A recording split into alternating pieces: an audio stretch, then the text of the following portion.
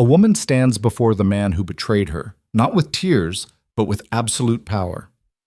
Seraphina Moretti once sacrificed everything for love. She buried a Mafia family, escaped a prearranged marriage, and became an ordinary wife.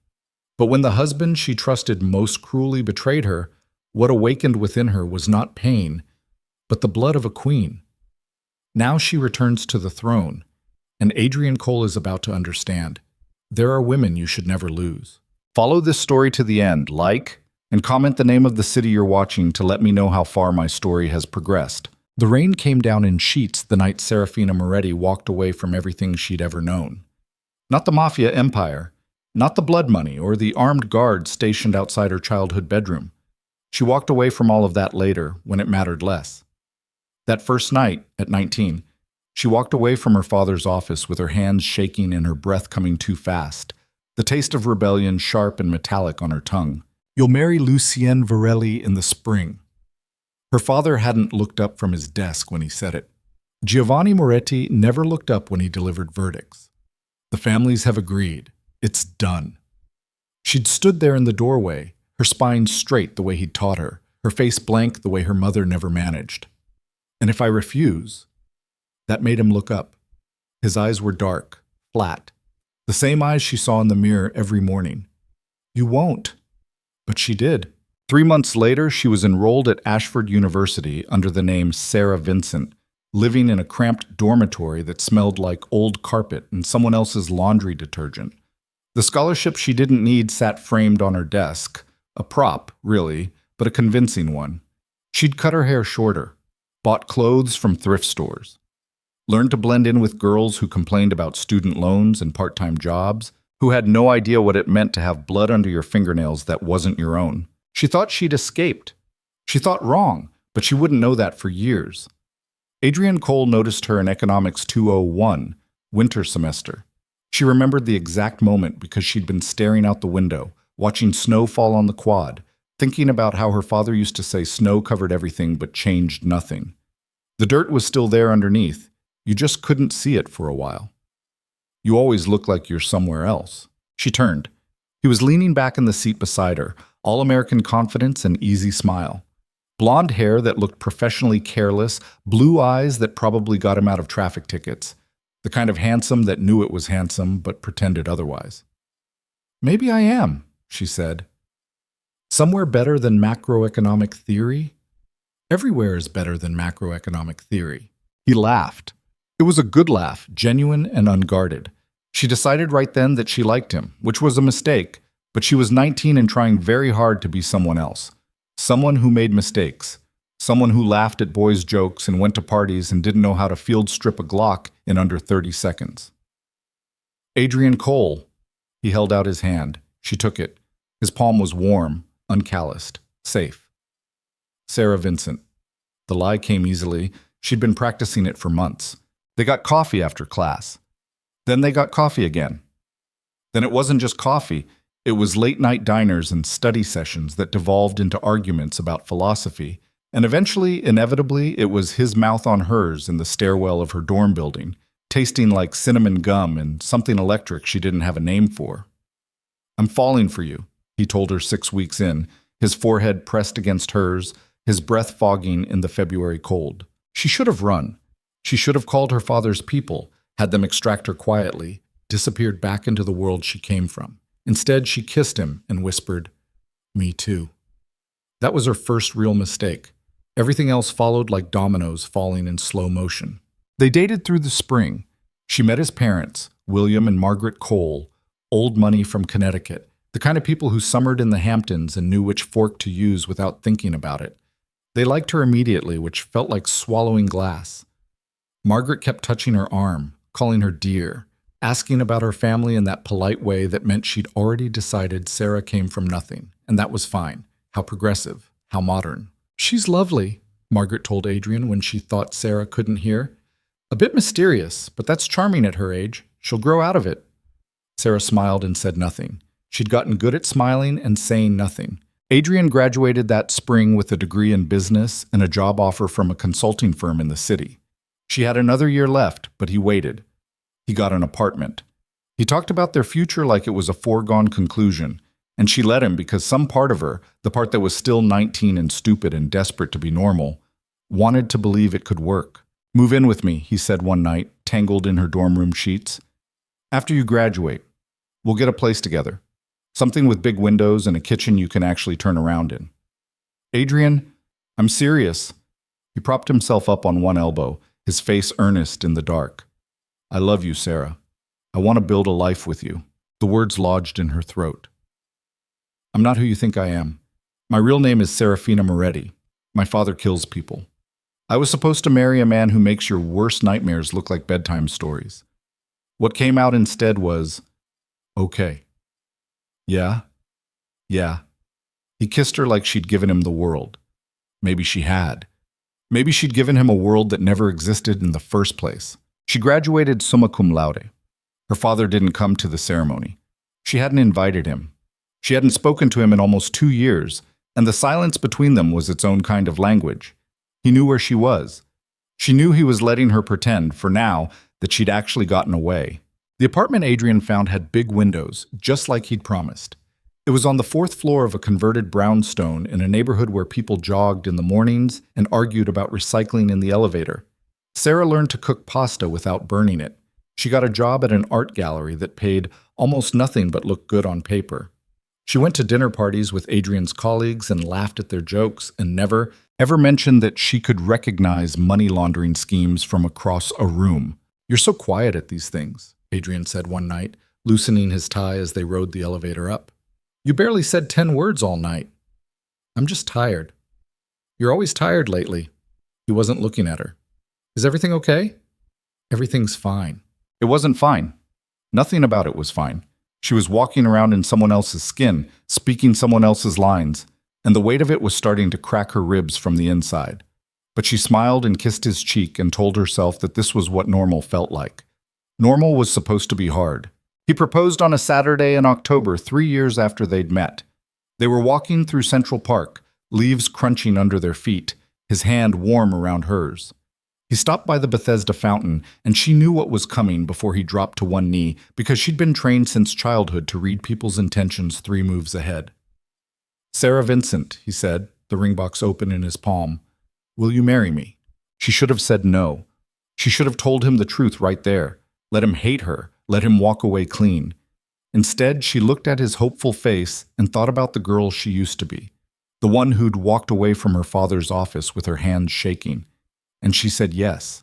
They got married in the spring, small ceremony, just his family and a few friends, no one from her side. She told him her parents were dead, which wasn't true, but it was easier than explaining why Giovanni Moretti couldn't be bothered to watch his daughter pledge herself to a man he'd never approved. On their wedding night, Adrian carried her over the threshold of their apartment like he was in a movie, and she laughed because it seemed like the thing to do. He made love to her with the lights on, gentle and reverent, calling her his wife in a voice thick with emotion. She stared at the ceiling and wondered when the bill would come due. It took 4 years. 4 years of playing house. 4 years of gallery openings and dinner parties and learning to fake interest in his work stories. 4 years of being Sarah Cole, devoted wife, mystery solved, edges smoothed down to something manageable. She was good at it. Better than she'd expected. She learned to grocery shop and remember his mother's birthday and nod sympathetically when he complained about his boss. She learned to make her body respond to his touch, even when her mind was somewhere else, usually back in her father's office, or in the training room where she'd learned to shoot, or in the chapel where she'd been fitted for a wedding dress meant for Lucien Virelli. She didn't think about Lucien often. When she did, it was abstract, clinical. He was a ghost from a life she'd abandoned. She'd heard rumors, of course. Impossible not to when you knew where to look. Lucien Virelli had consolidated power in the years since her disappearance. The Virelli family controlled half the city now, and Lucien controlled the Virelli family with an iron fist wrapped in expensive suits. She wondered sometimes if he hated her for running. She wondered if he thought about her at all. Mostly, she tried not to wonder about anything. The cracks started small. Adrian working late. Adrian on his phone during dinner, texting someone whose name he never mentioned. Adrian coming home smelling like perfume that wasn't hers, making excuses that didn't quite add up. She noticed. Of course she noticed. She'd been trained to notice everything, the slight shift in someone's posture that meant they were lying. the micro-expression that betrayed guilt, the pattern break that signaled danger. But she didn't say anything. Not at first. She told herself it was paranoia. She told herself she was seeing threats where there were none because she'd been raised in a world where everyone was a potential enemy. She told herself that normal marriages had rough patches, that normal people worked through them. She told herself a lot of lies that spring. The truth came in June, on a Tuesday that started like any other. She was supposed to be at the gallery until 6, but they'd had a pipe burst in the bathroom, so they closed early. She came home at 3 in the afternoon, her shoes in her hand because her feet hurt, her mind on whether they had anything decent for dinner or if she'd need to order in. She heard them before she saw them. The bedroom door was half open, Adrian's voice low and urgent, a woman's laugh, breathy and satisfied. Sarah stopped in the hallway. Her heart didn't race, her hands didn't shake. She felt nothing at all, which was worse somehow. Like she'd been waiting for this moment for so long that when it finally arrived, it was almost a relief. She could have walked in, could have made a scene, could have done what a normal wife would do, scream, cry, throw things. Instead, she turned around, walked back out of the apartment, and went to a coffee shop 3 blocks away. She ordered an espresso and sat by the window watching people pass by, thinking about absolutely nothing. It took her 2 hours to feel anything. When it came, it wasn't sadness. It wasn't even anger, not really. It was clarity. She'd spent 4 years pretending to be someone she wasn't, and the man she'd done it for couldn't even be bothered to respect the illusion. He'd taken her devotion, her sacrifice, and treated it like something disposable, something he could betray in their own bed on a Tuesday afternoon because he was bored or restless, or because he simply could. She went back to the apartment at 8. The woman was gone. Adrian was in the kitchen cooking pasta, completely at ease. He looked up when she walked in and smiled. "Hey babe, you're home late." She set her purse down carefully. "Pipe burst at the gallery. We closed early." "That sucks." "Want some dinner? I made your favorite." Your favorite. Like he knew her. Like he'd ever known her. "I'm not hungry." She walked past him to the bedroom, saw the sheets still rumpled, smelled the ghost of unfamiliar perfume. "Actually, I need to ask you something." He appeared in the doorway, wooden spoon in hand, oblivious. "What's up? Are you seeing someone else?" She watched his face carefully, the micro-expression of guilt, the flash of panic, the quick calculation of how much to admit. "What? No. Sarah, where's this coming from?" "I came home early today, around 3. His face went pale. "Good. At least he had the decency for that." "I can explain." "Don't." Her voice was flat, empty. "Don't insult me by explaining. It didn't mean anything. She's just... It was a mistake, okay? It won't happen again." "You're right. It won't." "Sarah, please. I love you. We can work through this." She almost laughed. "No, we can't. Don't be dramatic. Every marriage goes through rough patches. We just need to..." "I want a divorce." The words came out clean, final. She'd been thinking them for 2 hours, but saying them out loud made them real in a way that thinking never could. Adrian stared at her like she'd spoken a foreign language. "You don't mean that." "I've never meant anything more in my life." "Sarah, come on. Let's just talk about this. Let's be rational." Rational? She wanted to laugh again. There was nothing rational about any of this. She'd thrown away her entire life for a man who'd betrayed her in their own bed, and he wanted to be rational. "I'll have my lawyer contact you tomorrow," she said quietly. "I'll stay in a hotel tonight. I'll come back for my things when you're at work." "Your lawyer?" He said it like the concept was absurd. "Sarah, you're not thinking clearly. You're upset, I get it, but this is insane. We can fix this." "There's nothing to fix." She pulled her suitcase out of the closet, started throwing clothes into it without looking at him. "We're done." "You can't just leave. Where are you going to go? You don't have anywhere." She turned on him then, and something in her face made him take a step back. "You have no idea what I have." "What's that supposed to mean?" She didn't answer. She finished packing in silence, grabbed her purse, and walked out of the apartment without looking back. Behind her, Adrian called her name, his voice edging toward panic. "Sarah! Sarah, come back here. We need to talk about this. You can't just walk away from 4 years of marriage." She kept walking. In the elevator, her phone rang. She looked at the screen. Adrian. She declined the call. He called again. She turned off her phone. The hotel was expensive, anonymous. She checked in under her real name for the first time in 6 years. The clerk didn't blink at Seraphina Moretti, just handed her a key card and asked if she needed help with her bag. "I'm fine," she said. She wasn't fine. She was a lot of things, but fine wasn't one of them. In the room, she sat on the edge of the bed and stared at her hands. They weren't shaking. They should have been shaking. She'd just blown up her entire life, and her hands were steady as stone. She thought about calling someone. She had friends. Well, Sarah Vincent had friends. Seraphina Moretti had allies, which wasn't the same thing. Instead, she pulled out her laptop and did something she'd been avoiding for 6 years. She opened an encrypted browser, navigated to a secure email address she'd memorized but never used, and typed 2 words. "I'm ready." She hit send before she could second-guess herself. The response came 4 minutes later. "Welcome home, Seraphina. Your father will be pleased." She closed the laptop and lay back on the bed, staring at the ceiling. She didn't cry. She didn't feel relieved or regretful or anything at all, really. She just felt like herself for the first time in 6 years. The divorce papers were filed the next morning. Adrian contested them, of course. He sent flowers to the hotel.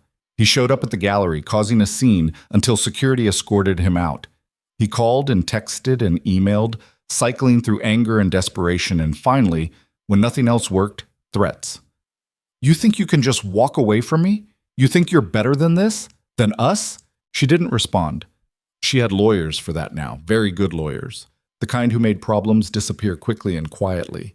Within a week, Adrian had signed the papers. She suspected someone had explained to him that fighting was a bad idea. She didn't ask who. She didn't need to. 2 weeks after she'd walked out of their apartment, Seraphina Moretti walked into her father's house for the first time in 6 years. It hadn't changed. Same marble floors, same uncomfortable furniture, same armed guards pretending to be staff. Giovanni was in his office, exactly where she'd left him, sitting behind his desk like a king on a throne. He looked up when she walked in. His face betrayed nothing. "Seraphina." "Father." "You look well." "Thank you." They stared at each other across 6 years of silence. Finally, Giovanni gestured to the chair across from his desk. "Sit." She sat. "You've come back?" "I have." "Why?" She could have lied. Could have told him she'd missed him, missed the family, missed the life. But Giovanni Moretti hadn't built an empire by being stupid, and she was his daughter. "Because I was wrong," she said simply. "I thought I could be someone else. I was wrong." He nodded slowly. "And the boy?" "Gone." "You loved him." It wasn't a question, but she answered anyway. "I thought I did. And now I know better." Something that might have been approval flickered in Giovanni's eyes. "Lucien Virelli has not married."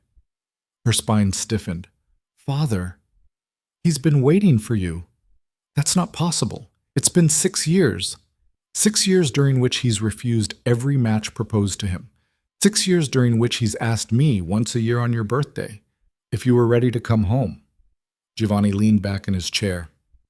"He's a patient man. It's one of his better qualities." Seraphina's throat was tight. "I ran away from an arranged marriage once. I won't be forced into it." "You won't be forced into anything," her father's voice was sharp. "But you should meet with him. You owe him that much." "I don't owe him anything. You owe him an explanation. You disappeared 3 months before your wedding, Seraphina. You embarrassed him. You embarrassed both our families. The least you can do is look him in the eye and tell him why." She wanted to argue, but her father was right, and they both knew it. "Fine, I'll meet with him." "Good, I'll arrange it." She stood to leave, but Giovanni's voice stopped her at the door. "Seraphina," she turned. "I'm glad you're home." It was the closest thing to affection he'd ever given her. She didn't know what to do with it, so she just nodded and left. The meeting was set for Friday night. Neutral Ground, an upscale restaurant that Lucien owned but didn't frequent. Seraphina arrived 10 minutes early because she'd been trained never to give anyone the tactical advantage of making her wait. Lucien was already there. She recognized him immediately, even though 6 years had changed him. He'd been handsome at 25, in a sharp-edged, dangerous way. At 31, he was something else entirely. The suit was custom, black, perfectly tailored. His dark hair was shorter than she remembered, touched with gray at the temples that shouldn't have been attractive but was. His face was harder, the softness of youth burned away by whatever he'd done to claw his way to the top of the city's underworld. He stood when she approached. Good manners. She remembered that about him, the way he'd been raised to be a gentleman even while he was being trained to kill. Seraphina. Her real name in his mouth sounded foreign. You look beautiful. Lucien. She sat down before he could pull out her chair. A small power play.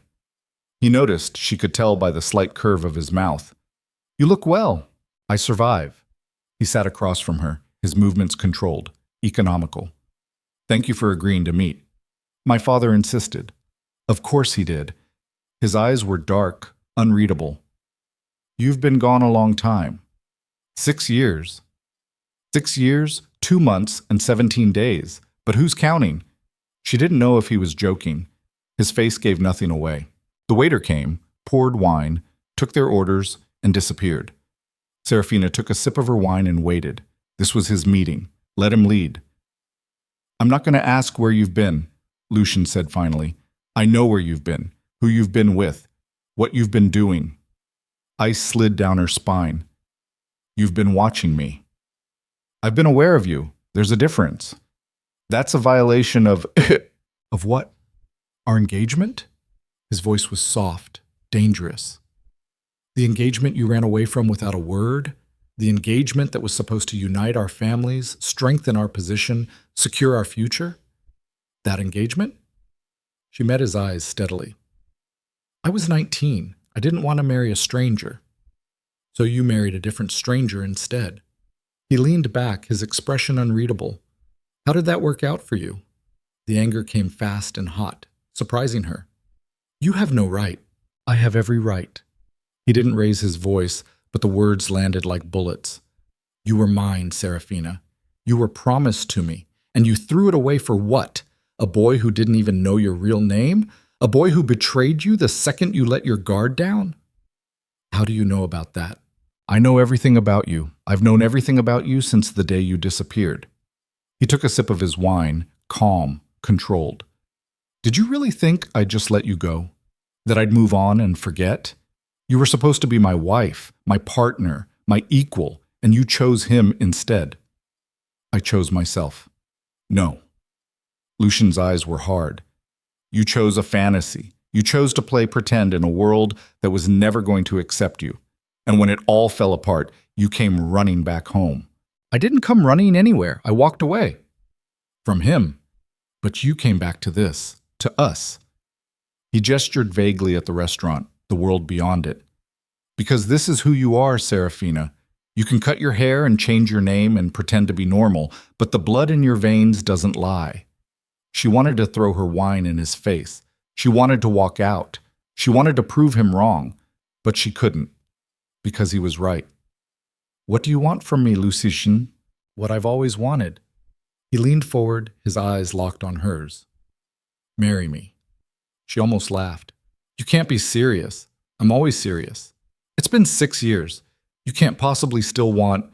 I've waited 6 years. I can wait longer if I need to. But I won't wait forever. His voice was quiet, intense. You're back now. You've realized that the life you tried to build out there was built on sand. You're ready to be who you were always meant to be. So marry me.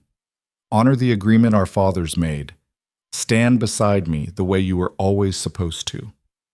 And if I say no, then you say no. I won't force you. His smile was thin, dangerous. But you won't say no. You seem very sure of that. I am. Because you didn't come back here to hide, Seraphina. You came back here to reclaim what's yours, and what's yours includes me. The waiter brought their food. They ate in silence, the tension between them thick enough to cut. Seraphina's mind was racing. Lucien was offering her everything she'd run away from 6 years ago. Power, position, a throne at the top of a bloody empire. 6 years ago, she'd wanted freedom. She'd wanted love. She'd wanted normal.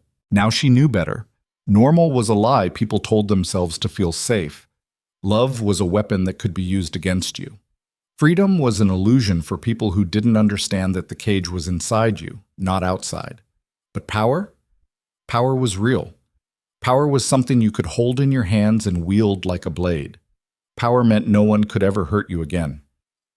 I need time to think, she said finally. Lucien nodded. Take all the time you need.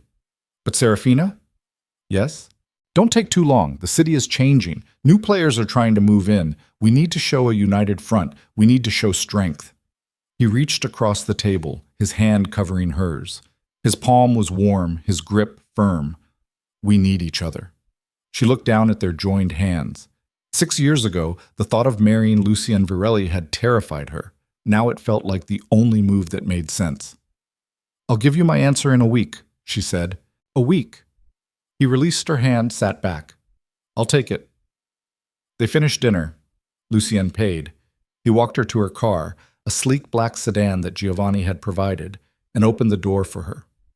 It's good to have you back, he said quietly. I've missed you. She didn't know how to respond to that, so she didn't.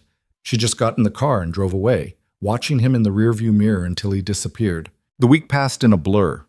She moved back into her father's house, into her old room that hadn't changed at all.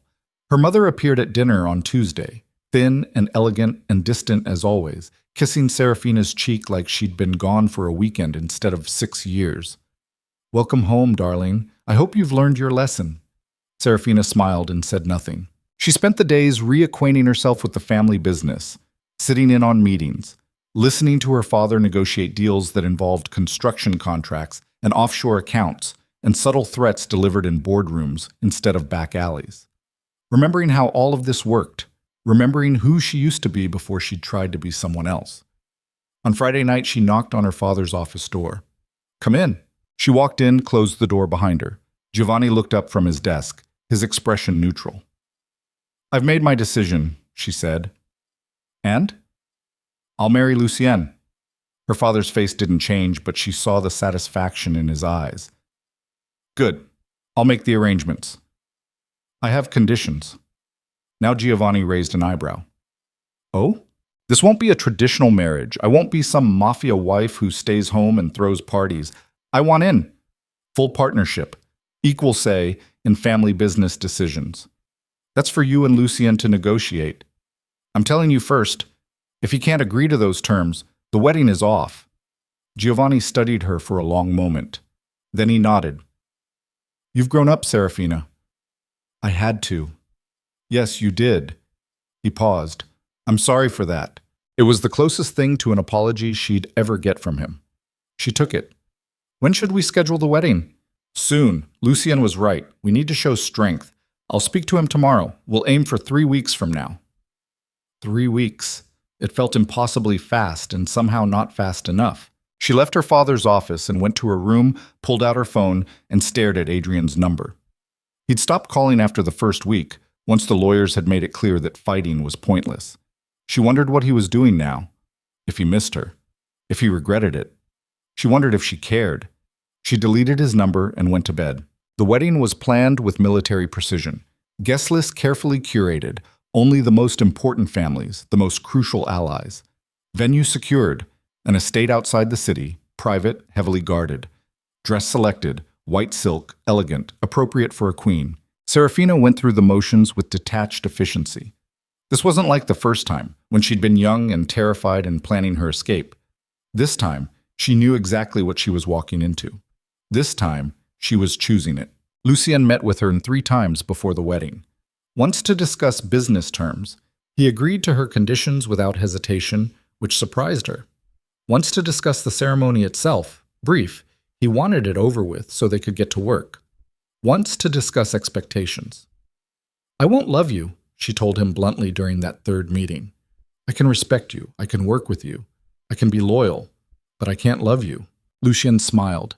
I don't need your love, Seraphina. I need your mind and your strength and your willingness to do what needs to be done. Everything else is negotiable.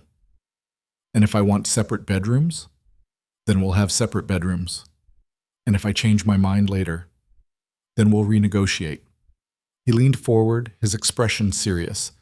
I'm not your ex-husband. I won't pressure you for something you're not ready to give. This is a partnership, not a prison. She believed him. That was the strange part. She actually believed him. The wedding was on a Saturday in July. Seraphina wore the white dress and walked down an aisle lined with people who controlled half the city's illegal operations. Her father gave her away. Lucien waited at the altar, looking every inch the kingpin he was. The ceremony was brief, traditional. She spoke her vows in a steady voice, looking Lucien in the eye as she promised to honor and respect him. He did the same. They exchanged rings, platinum, simple, expensive. When the officiant said, "You may kiss the bride," Lucien leaned in and kissed her cheek instead. A gesture of respect. A promise that he meant what he'd said about not pressuring her. The reception was lavish, the kind of display meant to send a message.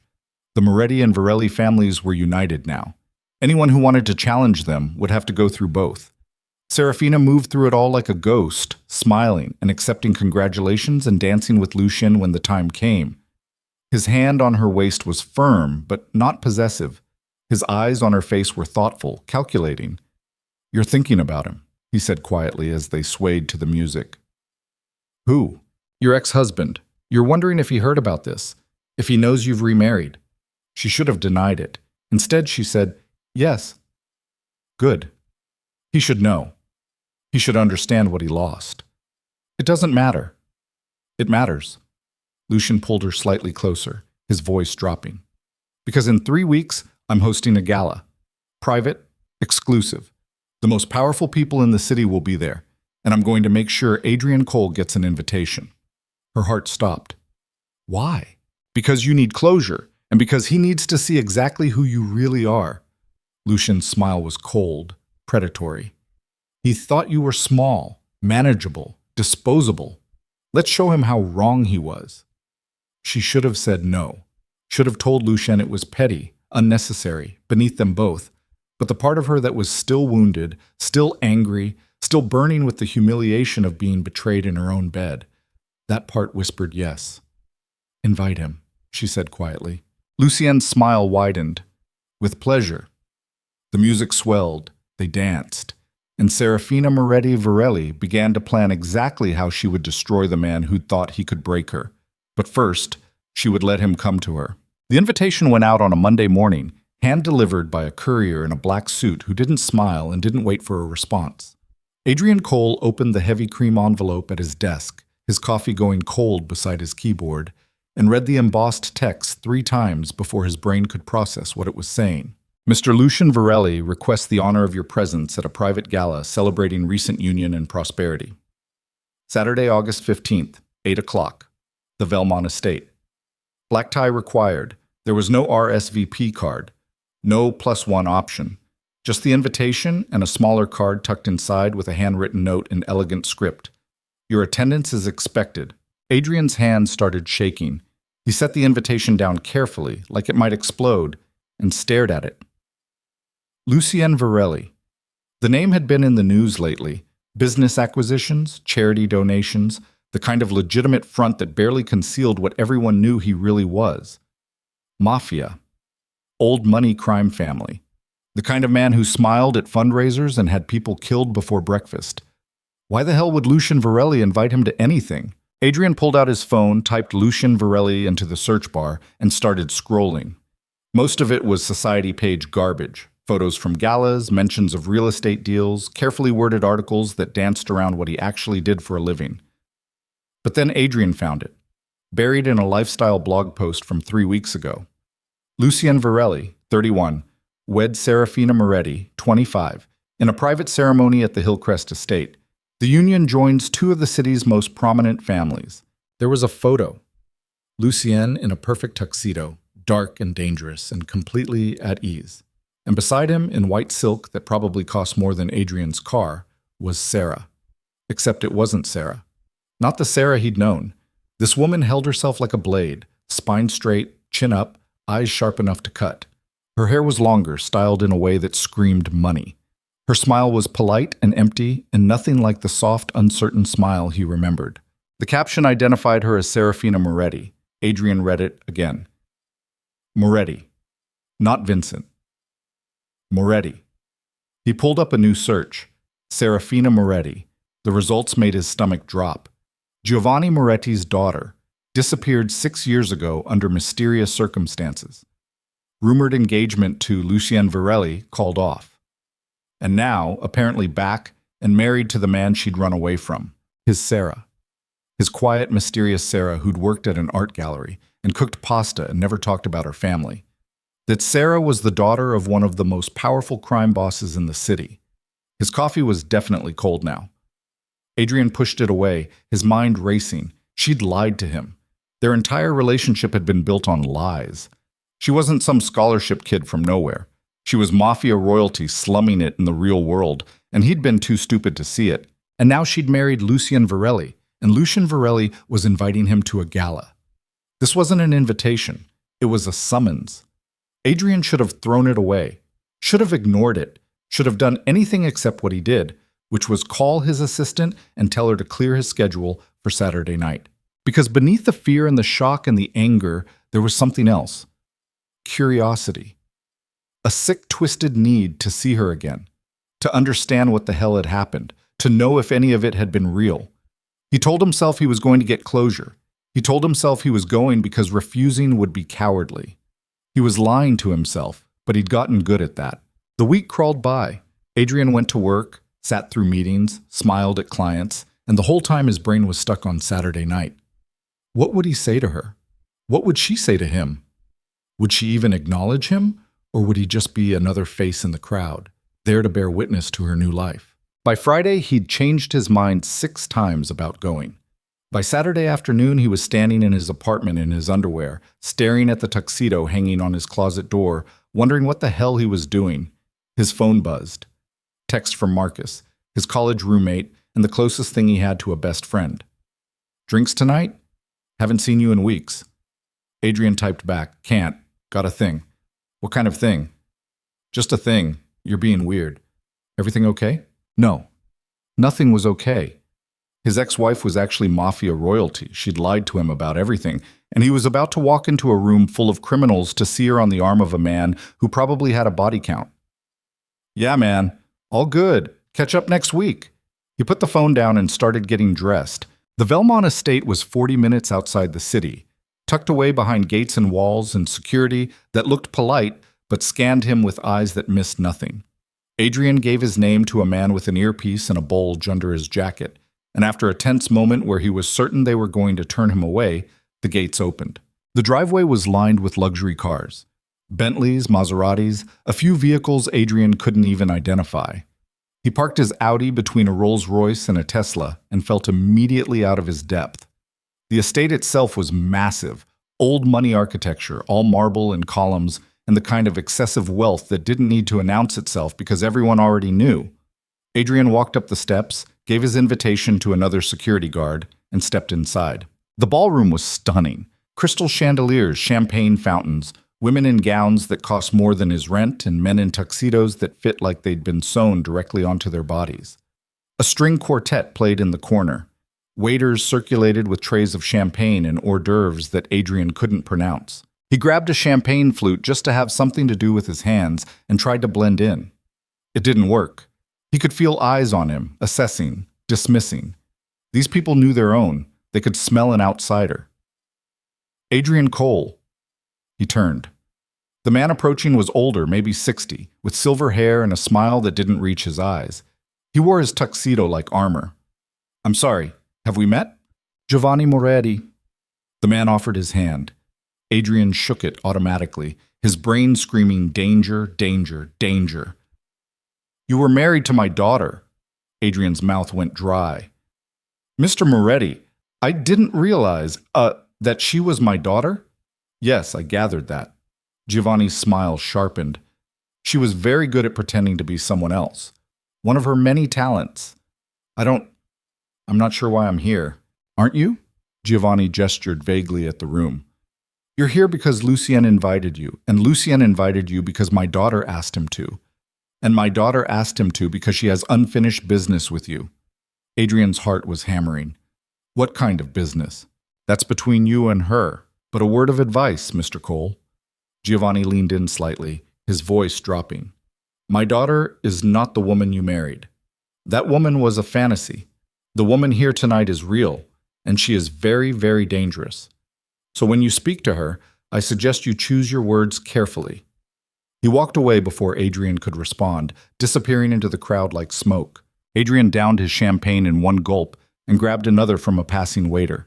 His hands were shaking again. This was insane. He should leave. He should walk out right now and never look back. Then he saw her.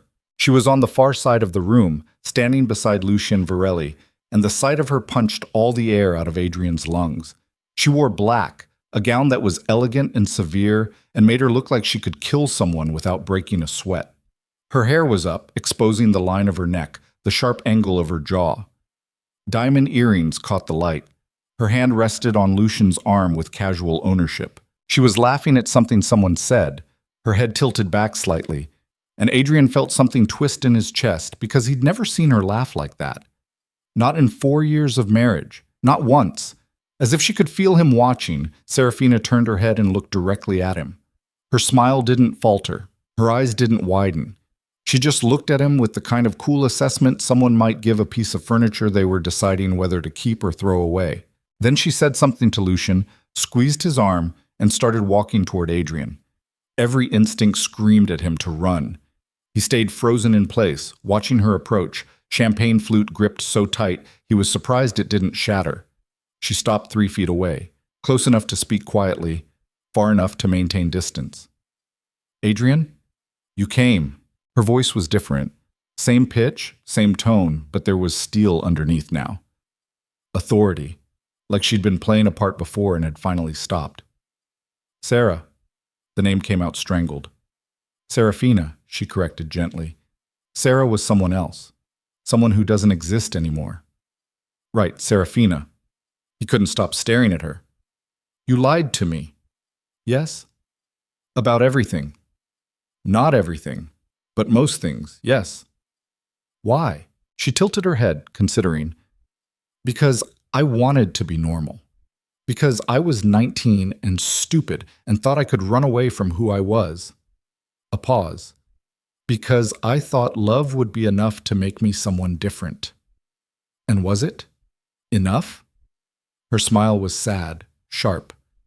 You tell me, Adrian. Was our love enough? The question landed like a slap. He flinched. That's not fair. That's... No? You want to talk about fair?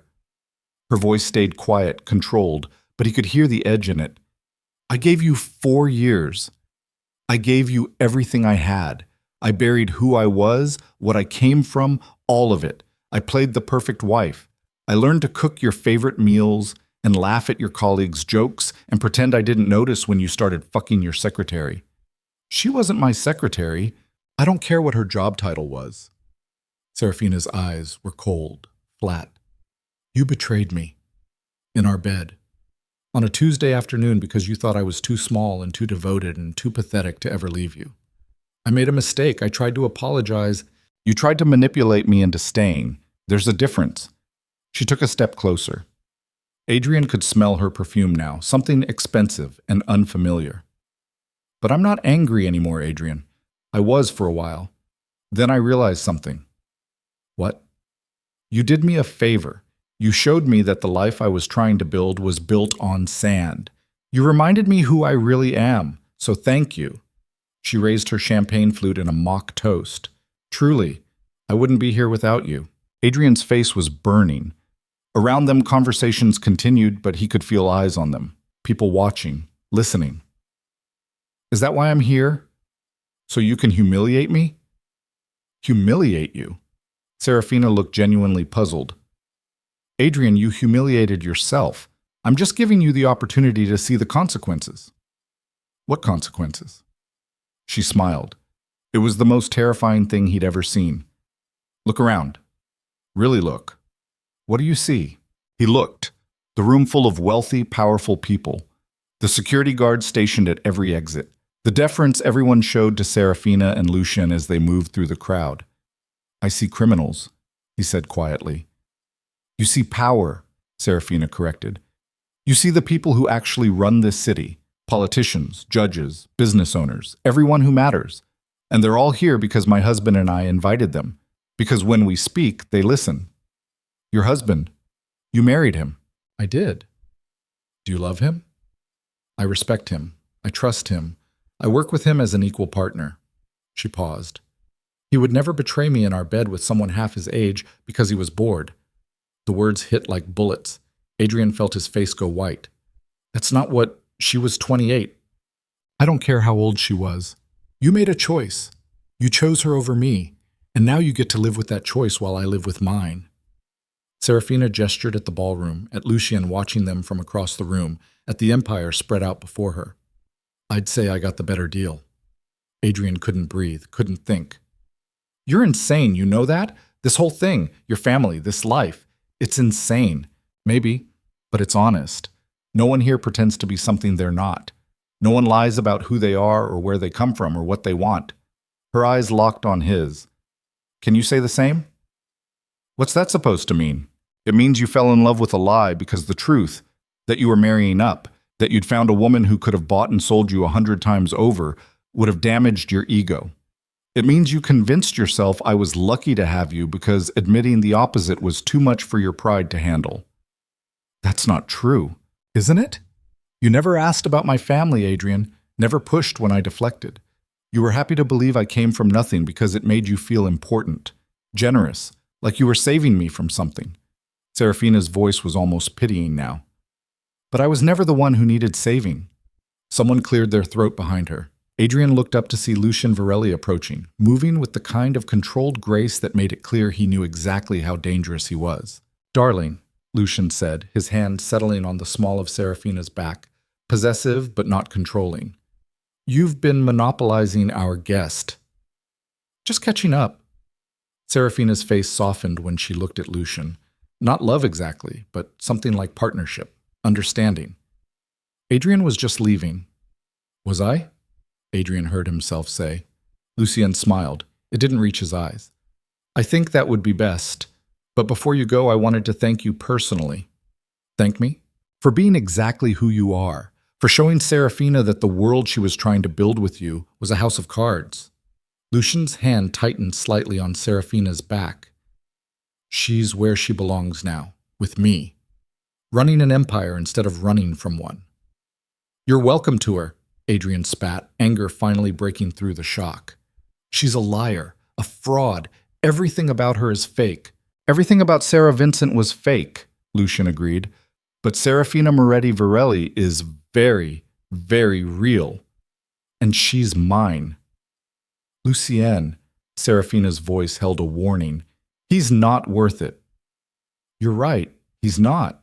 Lucien turned to Adrian, his smile gone, his face cold. You have 60 seconds to leave this property. If you're still here after that, my security will remove you, and they won't be gentle. Adrian wanted to fight, wanted to say something cutting, something that would hurt her the way she'd hurt him. But the look in Lucien's eyes made it very clear that fighting was a bad idea. He set down his champagne flute, straightened his bow tie, and looked at Seraphina one last time. I hope you're happy, he said quietly. I am. She didn't hesitate, didn't blink. Happier than I ever was with you. That was it. The final knife. Adrian turned and walked toward the exit, feeling every eye in the room on his back. The security guard held the door open, his expression carefully blank. Adrian stepped out into the night air, his chest tight, his eyes burning. Behind him, he heard laughter. Music. The party continuing like he'd never been there at all. He made it to his car before the shaking started. Made it halfway down the driveway before he had to pull over and grip the steering wheel until his knuckles went white. Made it home before the full weight of what had just happened crashed down on him. He'd lost her. Not just lost her. He'd never really had her in the first place. The woman he'd married was a ghost, a performance, a role she'd played until she got tired of playing it, and now she was someone else entirely, someone powerful and dangerous and completely beyond his reach. Adrian sat in his dark apartment, still in his tuxedo, and stared at nothing. His phone buzzed. Unknown number. He should have ignored it. Instead, he opened the message. Your employment at Morrison Consulting has been terminated, effective immediately. Your severance package and final paycheck will be mailed to your address of record. Do not attempt to contact the office or any current employees. This decision is final. Adrian read it 3 times. Then he called his boss. Voicemail. He called his direct supervisor. Voicemail. He called HR. disconnected number.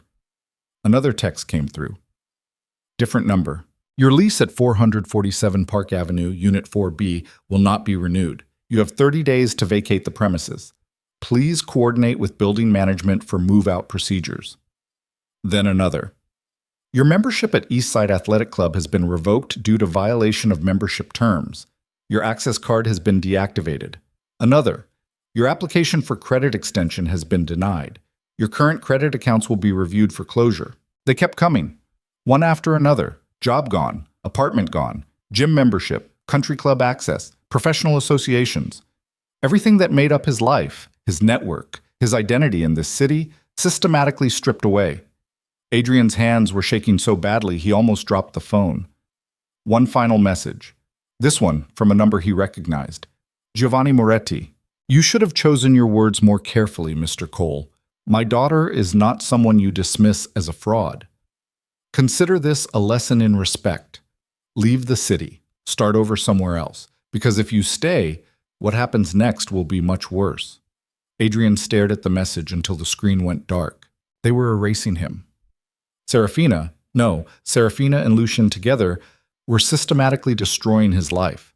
And they could do it. They had the power, the connections, the reach to make him disappear without ever getting their hands dirty. He should have been terrified. He was terrified. But beneath the fear was something else. Rage. White hot and consuming. She thought she could do this to him.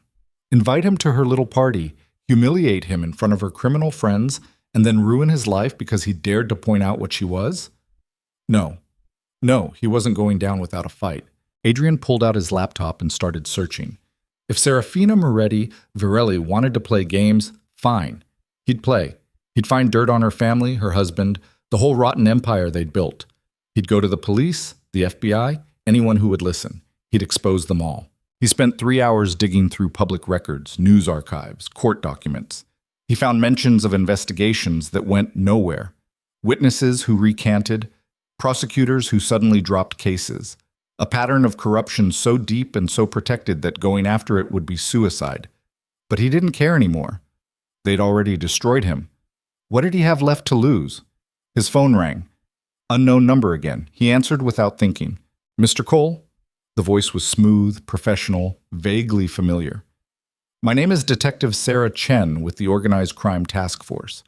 I understand you've had a difficult evening. Adrian's heart stopped. How did you... We keep tabs on certain individuals. Seraphina Moretti Virelli is one of them. We saw you were a guest at tonight's event. A pause. We also saw the aftermath, the systematic destruction of your professional life.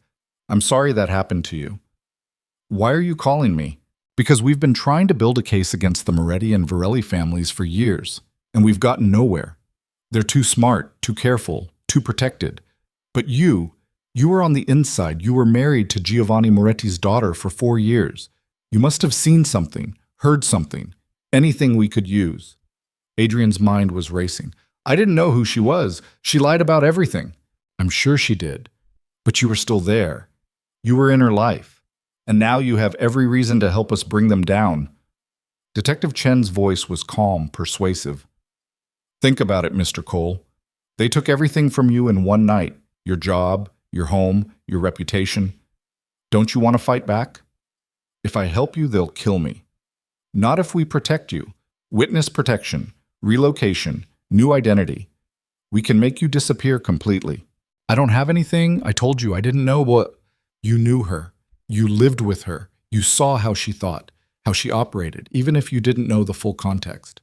A pause. And Mr. Cole? She's the key to everything. Giovanni Moretti is old, set in his ways.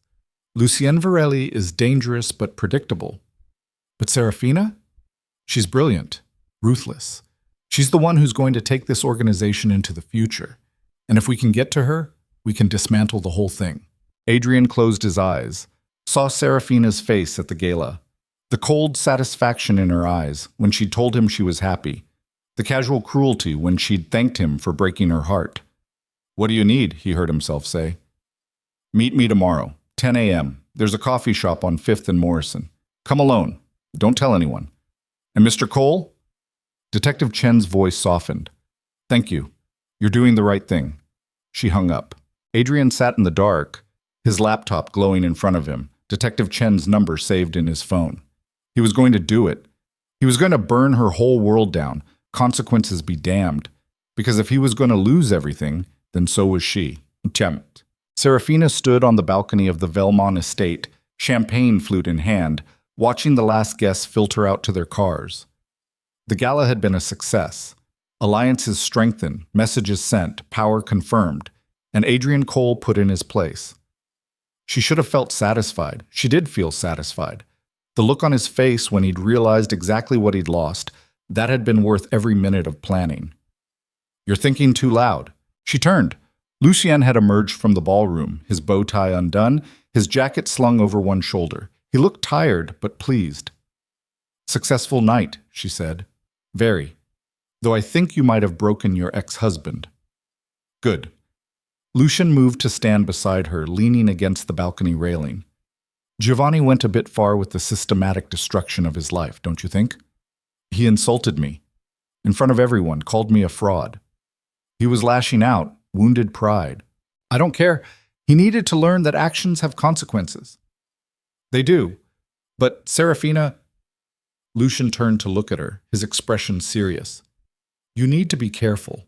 Cornered animals are dangerous, and you just backed him into a very tight corner. He's not dangerous, he's pathetic. Pathetic men do desperate things." Lucien's hand found hers on the railing. "I'm not saying you were wrong. I'm saying we need to watch him. Make sure he doesn't do something stupid." "Like what?" "Like go to the police. Like try to make a deal. Like decide that if he's going down, he's taking you with him." Seraphina's jaw tightened. "He doesn't know anything. I was careful. He never saw anything incriminating. You don't have to see something to testify about it, and the feds have been looking for any crack in our armor for years. If they think they can flip him, they will. Then we'll deal with it." "How?" She looked at him, her eyes hard. "However we need to." Lucien studied her face for a long moment. Then he nodded. "All right. I'll have people watch him. If he makes a move, we'll know." "Thank you." "Seraphina." His grip on her hand tightened slightly. "I meant what I said earlier about you being where you belong. With me."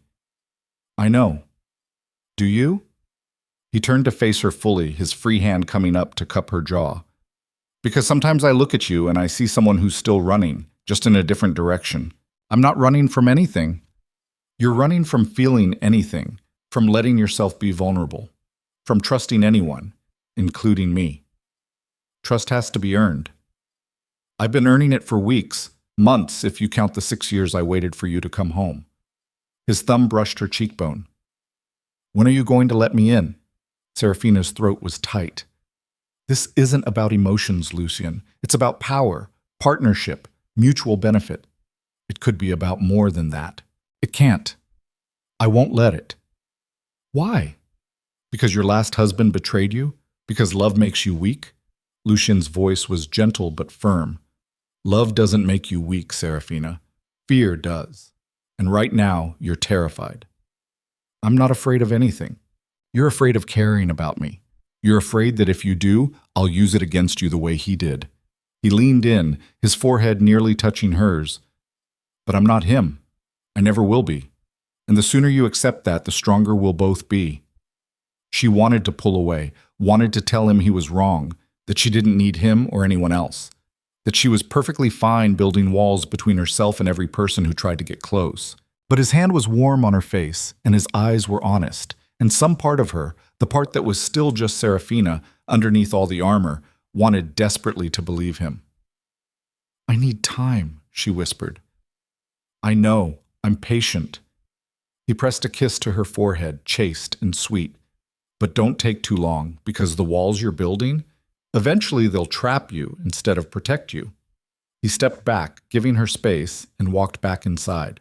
Seraphina stood alone on the balcony, the night air cold on her skin, and wondered if he was right. Her phone buzzed. Text from her father's head of security. Adrian Cole met with someone 2 blocks from his apartment. Couldn't get close enough to ID, but body language suggested official capacity, possible law enforcement. Seraphina's blood went cold. She typed back, "Are you sure? 70% certain. Want us to intervene? She stared at the message. Lucian had been right. Adrian was desperate. And desperate men did stupid, dangerous things, like make deals with people who wanted to destroy everything she'd built. Seraphina's hands were steady as she typed her response. Follow him.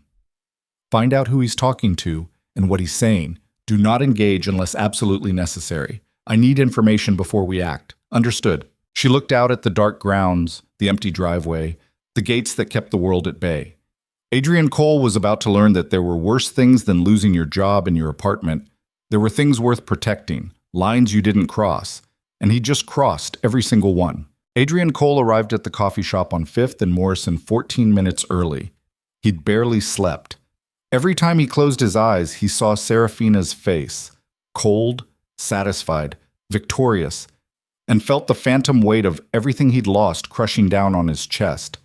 The morning air was crisp, almost cold, and he clutched a paper cup of coffee he'd bought from a different shop 3 blocks away because he didn't trust anything, anyone, anymore. The place was generic, corporate, the kind of coffee shop that existed in every city, indistinguishable from 1,000 others. Adrian chose a table near the back facing the door, his leg bouncing under the table. His phone sat face down beside his coffee. He'd turned off location services, deleted his browser history, taken the battery out of his laptop. He didn't know if any of it mattered. The Morettis probably had resources he couldn't even imagine, but it made him feel slightly less exposed. At 9:58, a woman walked in. She was Asian, mid-30s, wearing a charcoal blazer and dark jeans. Her hair was pulled back in a neat ponytail. She moved with the kind of controlled awareness that screamed law enforcement, eyes scanning the room, cataloging exits, assessing threats. When her gaze landed on Adrian, she nodded once and walked over. Mr. Cole. She didn't offer her hand, just slid into the seat across from him and set a slim leather portfolio on the table. Thank you for coming. Detective Chen? That's right. She glanced around the coffee shop once more, then leaned forward slightly. Before we start, I need to make something very clear. What we discuss here is confidential. But if you're wearing a wire, if you've been compromised in any way, you need to tell me right now. I'm not wearing a wire. Nobody knows I'm here. You're sure? No one followed you? I took 3 different trains and walked the last mile. I'm sure. Chen studied his face for a long moment, then nodded. Good. Because the people we're dealing with don't play games. If they think you're cooperating with law enforcement, they will kill you. Not threaten, not intimidate. Kill. Do you understand that? Adrian's mouth was dry. Yes. I'm not trying to scare you. I'm being realistic. The Moretti and Varelli families have a body count we can only estimate. Witnesses disappear. Informants turn up dead in ways designed to send messages. So if you're having second thoughts, now is the time to walk away. He thought about the texts, his job, his apartment, his entire life dismantled in a matter of hours. He thought about Seraphina's smile, sharp as a knife. He thought about Lucien's hand on her back, possessive and certain. I'm not walking away. Okay. Chen opened the portfolio and pulled out a digital recorder. She set it on the table between them. I'm going to record this conversation for both our protection. Is that acceptable? Yes. She pressed record. This is Detective Sarah Chen, Organized Crime Task Force, conducting an interview with Adrian Cole regarding the Moretti and Varelli crime families. Mr. Cole, you were previously married to Seraphina Moretti. Is that correct? Yes. I knew her as Sarah Vincent. I didn't know her real identity until recently. When did you discover her true identity? 3 weeks ago, after she married Lucian Varelli. I saw it in the news. And prior to that, during your 4-year marriage, she never disclosed her family connections. Never. She told me her parents were dead. She said she was on scholarship at Ashford. Everything was a lie. Chen made a note. But you lived with her, spent 4 years in close proximity. You must have noticed something unusual, phone calls at odd hours, unexplained absences, large sums of money? Adrian tried to think back. She was quiet, private.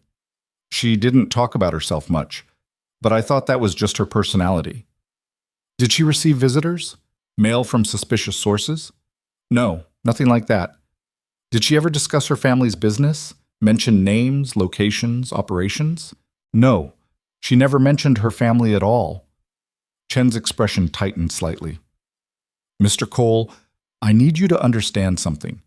If you don't have actionable intelligence, concrete evidence of criminal activity, I can't help you. The U.S. attorney won't authorize witness protection for someone who has nothing to offer. I'm telling you everything I know, which is nothing.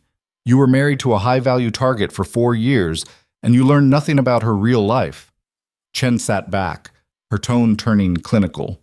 That's either very impressive operational security on her part, or you weren't paying attention. I was paying attention. She was good at hiding who she was. Was she? Or did you just not want to see it? Chen's eyes were sharp. You mentioned she was on scholarship. Did you ever verify that? Look at financial aid documents, tax returns? Adrian's stomach dropped. No. She worked at an art gallery. Did you ever visit her at work? Meet her colleagues? A few times. She said it was boring, that I didn't need to… He stopped, saw it suddenly. How she'd kept him away from anything that might raise questions. How she'd compartmentalized her life so completely that he'd never gotten close to the truth. She played you, Chen said quietly, and you let her because it was easier than asking hard questions. That's not… It is, but that's okay. People lie, especially people from that world. They're trained to lie convincingly. She paused.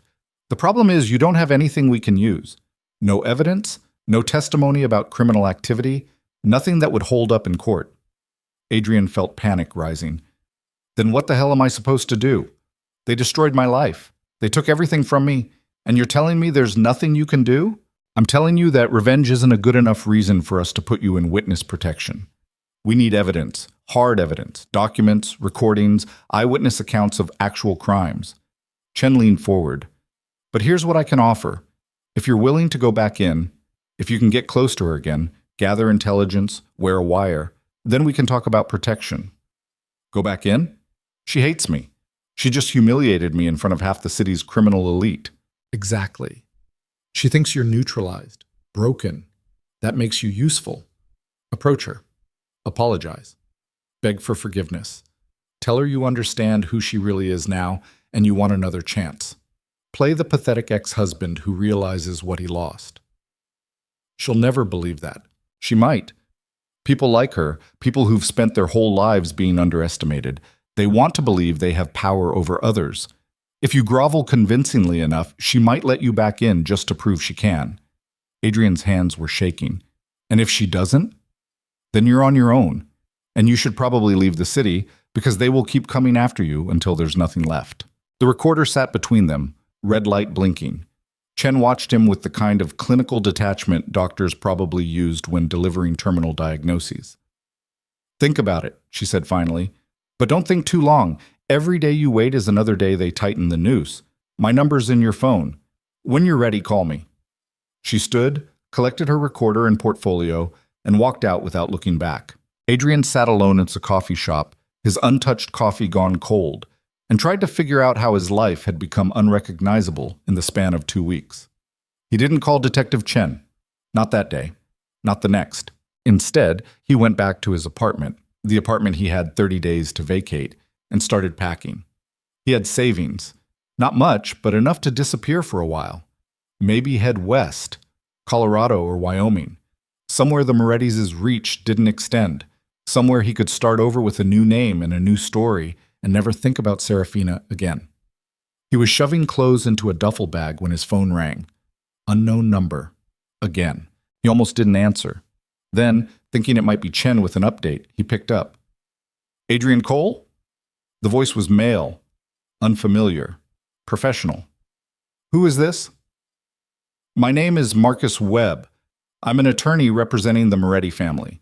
I'm calling to inform you that legal action is being prepared against you for defamation, harassment, and violation of a non-disclosure agreement you signed upon the dissolution of your marriage to Seraphina Moretti. Adrian's blood went cold. I didn't sign an NDA. You signed a settlement agreement that included confidentiality clauses. Violating those clauses carries significant financial penalties and potential criminal charges. I haven't violated anything. I haven't talked to anyone. We have evidence suggesting otherwise.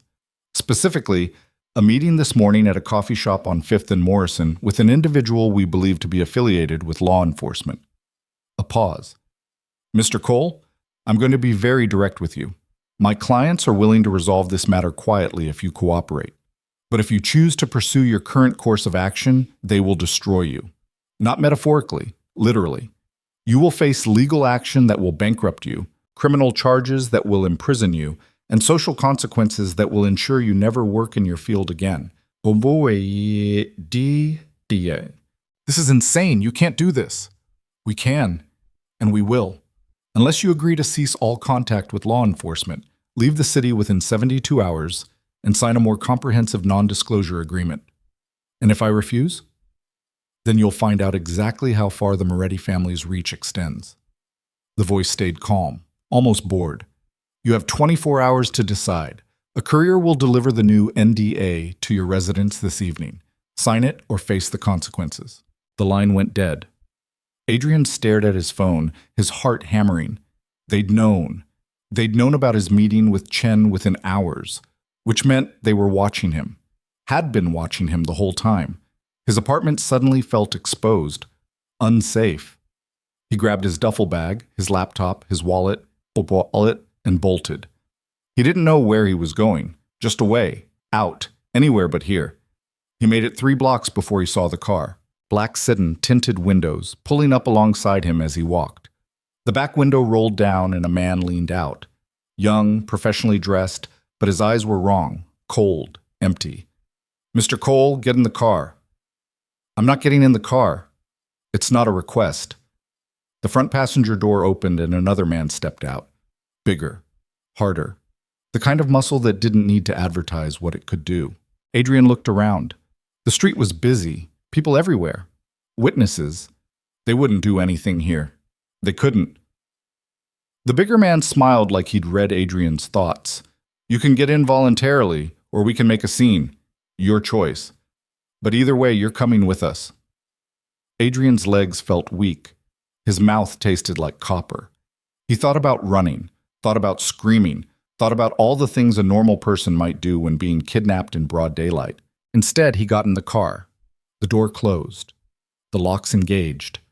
The car pulled smoothly into traffic. No one said anything. The driver kept his eyes on the road.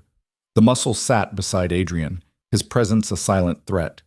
The man who'd spoken from the window, younger, sharper, probably the handler, scrolled through his phone like this was just another errand. They drove for 20 minutes.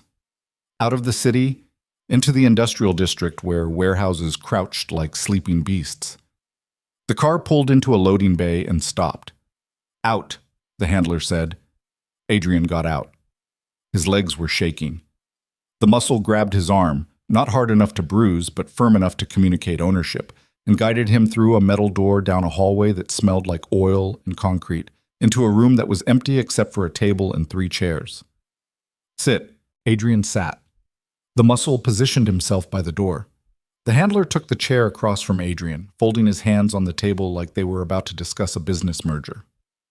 Here's how this works, the handler said. You're going to answer some questions. Truthfully. Completely. If I think you're lying, things get unpleasant. If you cooperate, you walk out of here and never hear from us again. Understand? Adrian nodded, his throat too tight to speak. Good. First question, what did you tell Detective Chen? Nothing. I don't know anything. I was married to Seraphina for 4 years, and she never told me about her family. I had nothing to give her. Did Chen ask you to wear a wire? To go back to Mrs. Varelli and gather intelligence? Yes, but I said no. I was going to leave the city. Start over somewhere else. Why? Because I'm not stupid enough to go up against the Moretti family. The handler studied him. You seem sincere, but my employers are skeptical. They think you might be playing both sides, pretending to cooperate with law enforcement while actually planning to betray them. I'm not. I swear. I just want to disappear. Unfortunately, disappearing isn't an option anymore. You've become a liability, and my employers don't tolerate liabilities. Adrian's heart stopped. What does that mean? It means you have 2 choices. 1, you do exactly what we tell you to do, when we tell you to do it, for as long as we deem necessary. You become an asset instead of a liability. 2. We eliminate the liability permanently. You're going to kill me. Only if you make us. The handler leaned back. But if you cooperate, if you prove yourself useful, you might actually survive this. What do you want me to do? We want you to go back to Detective Chen. Tell her you've changed your mind. Tell her you want to cooperate. Wear a wire. Feed her information. Adrian's blood ran cold. You want me to be a double agent. We want you to help us identify who else in law enforcement is investigating the family. Names, case numbers, strategies. Chen's not working alone. She has a team. We need to know who they are. And if I do this, you'll let me go? If you do this successfully, we'll reconsider your status, maybe even compensate you for your trouble. The handler's smile was thin. But if you fuck this up, if you try to warn Chen or play hero, we'll know. And we'll kill everyone you've ever cared about before we kill you. Parents, friends, that college roommate you text on weekends, everyone. Adrian couldn't breathe. You're insane. We're thorough. There's a difference. The handler stood. You have 12 hours to make contact with Chen and set up another meeting. We'll provide you with the wire and instructions. Don't disappoint us, Mr. Cole. The muscle opened the door. Adrian was escorted back through the hallway, back into the car, back to a street corner 3 blocks from his apartment. 12 hours, the handler said as Adrian climbed out. Don't waste them. The car drove away. Adrian stood on the sidewalk, people flowing around him like water around a stone, and tried to process what had just happened. They'd forced his hand. Completely. He couldn't run. They'd find him. He couldn't refuse. They'd kill him. And if he went to Chen and told her the truth, the Morettis would know, and they'd kill everyone he loved before disappearing him. He was trapped. Absolutely, completely trapped. Unless an idea started forming. Terrible. Desperate. The kind of thing that would probably get him killed. But it was the only thing he had. He pulled out his phone and called Detective Chen. Mr. Cole, I was wondering when I'd hear from you. I've reconsidered. I want to help. I'll wear the wire. I'll get close to Seraphina again. Whatever you need. A pause. That's quite a change of heart. What happened? I realized you were right. Running won't solve anything. They'll just keep coming, so I might as well fight back. Smart man. Chen sounded pleased. Can you meet tomorrow? Same place, 9 a.m.? No, tonight, as soon as possible. I need to move on this before I lose my nerve. Another pause, longer this time. All right, give me 2 hours. I'll text you a location. Thank you, Detective. He hung up and immediately opened a new contact, typed in the number Marcus Webb had called from earlier. I'm meeting Chen tonight. She's setting me up with a wire. I'll get you everything you need. The response came within 30 seconds. Good. Someone will contact you in 1 hour with the device and instructions. Don't fuck this up. Adrian put his phone away and walked back to his apartment. His hands were steady now, his mind clear, because he wasn't going to help the Morettis identify Chen's team. He was going to use this opportunity to record everything. Every instruction they gave him, every threat they made, every piece of evidence that could prove what they were doing. And then he was going to give it all to Chen and pray she could protect him before the Morettis figured out what he'd done. It was suicide. Probably. But at least it was his choice. His move. And if he was going down, he was taking Seraphina Moretti Virelli with him. The courier arrived at 7 p.m. Different muscle, same dead eyes. He handed Adrian a small box and left without a word. Inside was a wire, professional grade, the kind law enforcement used, along with detailed instructions on where to place it, how to activate it, how to transmit. And a note. This device has a kill switch. If we detect any attempt to tamper with it or reveal its existence to Chen, it will be activated and you will be terminated. Stick to the script, get us names, or die trying. Adrian read the note 3 times, then burned it in his kitchen sink. At 8:30, he got the text from Chen with an address. Industrial area, different from where the Morettis had taken him. He grabbed his jacket and headed out. The wire the Morettis had given him was taped to his chest, hidden under his shirt. In his pocket was a second device, a cheap digital recorder he'd bought from an electronics store 2 blocks away. Not sophisticated, not encrypted, but it would capture audio. Chen was waiting in an unmarked van when he arrived. She opened the back door and gestured him inside. Mr. Cole, ready to do this? As ready as I'll ever be. She pulled out her own wire, smaller, more discreet. I'm going to fit you with this. It'll record everything and transmit back to our surveillance team. All you have to do is get close to her, have a conversation, get her to talk about family business, anything concrete. Adrian nodded. Let her fit the wire, felt the weight of 2 recording devices against his skin, and wondered which one would get him killed first. Remember, Chen said, you're pathetic, broken, desperate for another chance. She'll either pity you or despise you, but either way, she might let something slip. That's all we need. What if she doesn't see me? Then you try again and again, until she does. Chen's expression was hard. You wanted to fight back, Mr. Cole. This is how you fight, by being patient, by playing the long game. I understand. Good. Now go home, get some sleep. Tomorrow, you approach her. We'll be listening the whole time.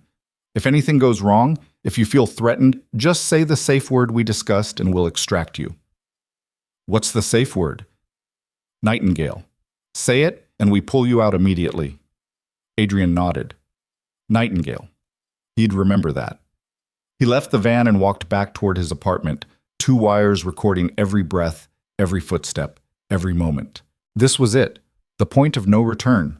Whatever happened next would either free him or kill him. He was betting everything on the hope that Chen's team was better protected than the Morettis' reach was long. It was a bad bet, but it was the only one he had. The next morning, Adrian stood outside the Varelli building downtown, staring up at glass and steel that reached toward a sky the color of old bruises. His hands were sweating. Both wires were active, the Moretti's device transmitting to wherever they were listening, Chen's transmitting to her surveillance van 2 blocks away. The digital recorder in his pocket was rolling too, backup insurance in case everything else failed. He'd practiced his script 100 times, memorized the pathetic broken tone he needed to hit, prepared himself for the very real possibility that Seraphina would have him thrown out, or worse. But he hadn't prepared for what actually happened. He made it through security, barely, after they called upstairs and someone granted reluctant approval. The elevator ride to the 23rd floor felt like descending into deep water. His ears popped. His chest got tight. The receptionist at the Varelli Corp front desk looked at him like he was something scraped off a shoe.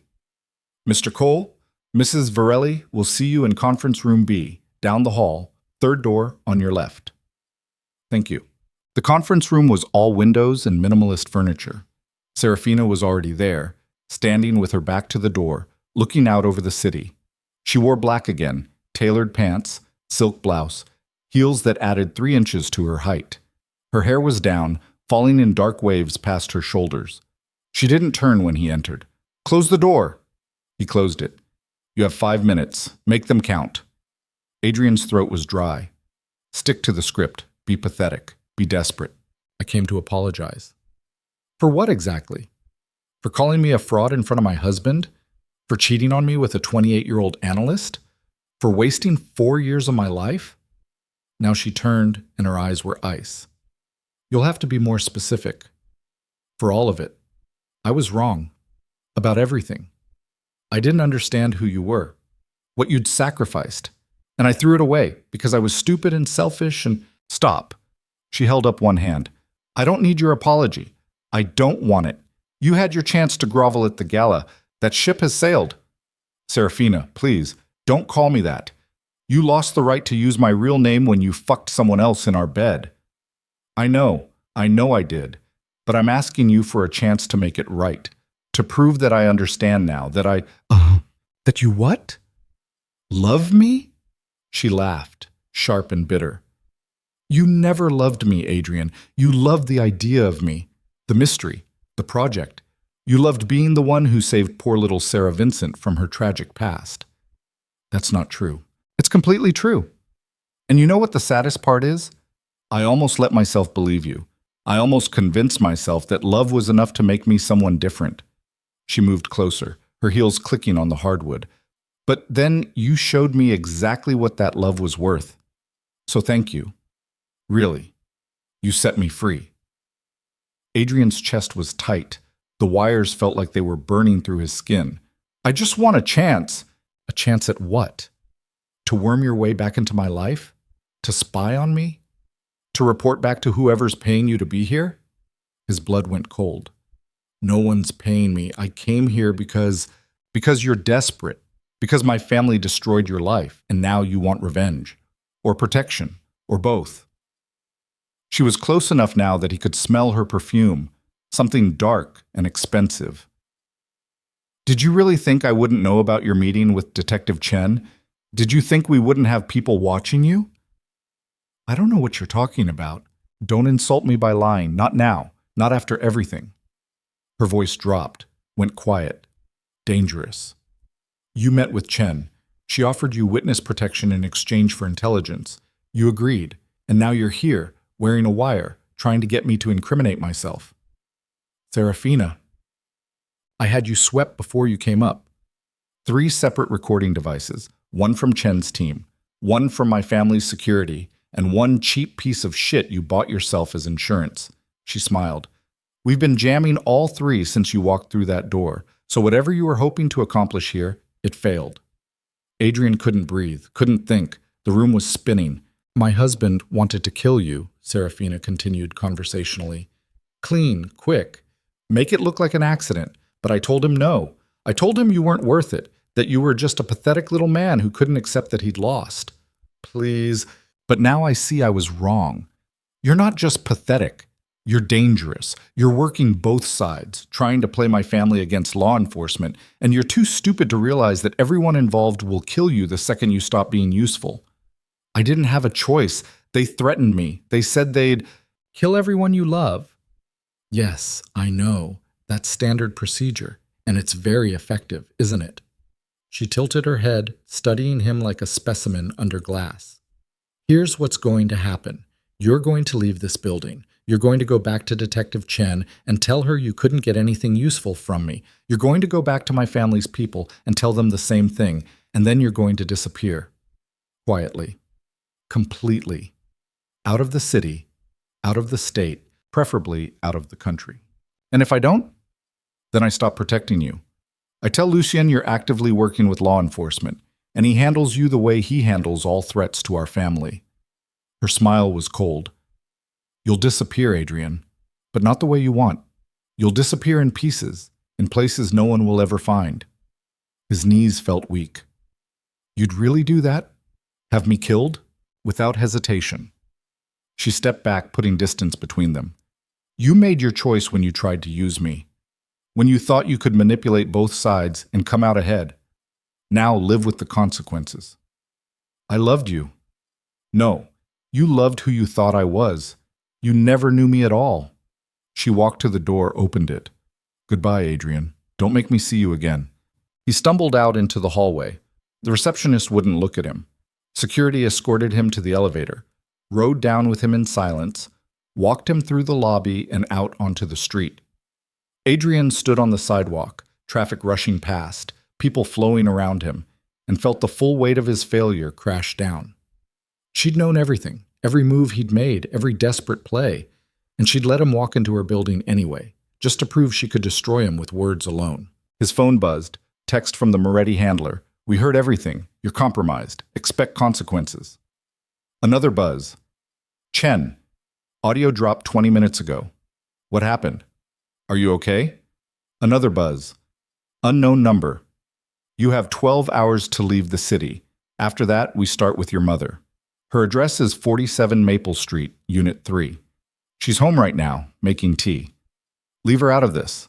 Leave everyone out of this. Just go. Adrian's hands were shaking so badly he almost dropped the phone. They'd been in his mother's house. Or watching it. Or both. He started walking. No destination. Just movement. Because standing still meant thinking, and thinking meant confronting the reality that he'd destroyed his own life trying to destroy someone who was always 3 steps ahead. He made it 2 blocks before his legs gave out. He sat down hard on a bench, put his head in his hands, and tried to figure out how to survive the next 12 hours. Because after that, he'd either be gone or he'd be dead. And either way, Seraphina Moretti would win, just like she'd always been going to. Adrian sat on that bench for 47 minutes, watching the city move around him like he was already a ghost. His phone kept buzzing, messages from numbers he didn't recognize, threats coded in polite language. countdown timers ticking down to his mother's death, or his own, or both. He stopped reading them after the first dozen, started just watching the screen light up, over and over, like a heartbeat that wouldn't stop. Then something shifted in his head. Some fundamental wire crossed or broke or reconnected wrong. He stood up. His legs were steadier than they should have been. His hands had stopped shaking because he'd just realized something that should have been obvious from the start. They were going to kill him anyway. It didn't matter if he ran. Didn't matter if he cooperated. Didn't matter if he disappeared to some shithole town in Wyoming and changed his name and lived the rest of his life looking over his shoulder. The Morettis didn't leave loose ends. Detective Chen had said it herself. Witnesses disappeared, informants turned up dead. He was both now. Compromised by law enforcement, compromised by the family, useful to no one, and dangerous to everyone. So if he was dead either way, he might as well choose how it happened. Adrian pulled out his phone and called Detective Chen. She answered on the first ring. "Cole? Where the hell are you? Your wire went dead." They jammed it. Seraphina knew everything. About you, about the Morettis, forcing me to be a double agent, all of it. Silence. Then, how much did she know? Everything. She had me swept before I even got into her office. 3 recording devices, she said. She's been watching me the whole time. Fuck. Chen's voice was tight. Okay. We need to get you into protective custody immediately. Where are you? Corner of 5th and Madison, but I'm not running. Cole, you don't have a choice. If they know you talked to me, if they know you're compromised, they're going to kill me anyway. You know it. I know it. So I'm done running. Adrian started walking, no destination in mind, just movement. But I'll make you a deal. I'm listening. I give you everything. Everything I know about Seraphina, about our marriage, about the patterns I saw even if I didn't understand them at the time. I testify. I go on record. I burn her as hard as I can burn her. In exchange for what? Protection for my mother. Real protection. Federal custody, new identity, relocated somewhere they'll never find her. I don't care what happens to me, but she doesn't deserve to die because I married the wrong woman. Another pause. He could hear Chen typing, probably coordinating something. I can do that. But Cole, if you're serious about this, you need to come in right now. We'll debrief you, get everything documented, and move your mother within the hour. I'm serious. Tell me where to go. She gave him an address. Federal building downtown, underground parking, specific bay number. Don't stop. Don't talk to anyone. Get here as fast as you can.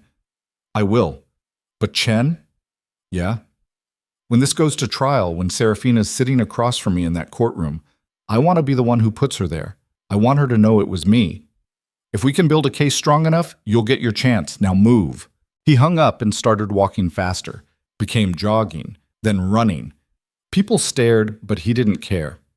He had maybe 20 minutes before the Morettis figured out where he was going and what he was doing. Maybe less. Every second mattered. His phone rang. Giovanni Moretti. Adrian answered without slowing down. What? Mr. Cole, you're making a terrible mistake. Yeah, well, I've made a lot of those lately. What's one more? You think Detective Chen can protect you? You think the federal government gives a damn about a scorned ex-husband with a vendetta? Giovanni's voice was calm, almost fatherly. They'll use you up and throw you away. And when they do, we'll be waiting. Maybe. But at least I'll take your daughter down with me. My daughter is untouchable. She's too smart, too careful. You have nothing on her that will stick. I have 4 years of living with her. 4 years of patterns, habits, the way she thought. You trained her well, Giovanni, but you also made her predictable. And predictable means vulnerable. A long silence. Then, you're a dead man, Adrian Cole. I've been a dead man since I married her. Now I'm just choosing when to stop breathing. He hung up and kept running. The federal building loomed ahead, all concrete and security and the weight of institutional power. Adrian flashed his ID at the guard, gave Chen's name, got directed to the underground parking. He took the stairs 3 at a time, his lungs burning, his shirt soaked with sweat.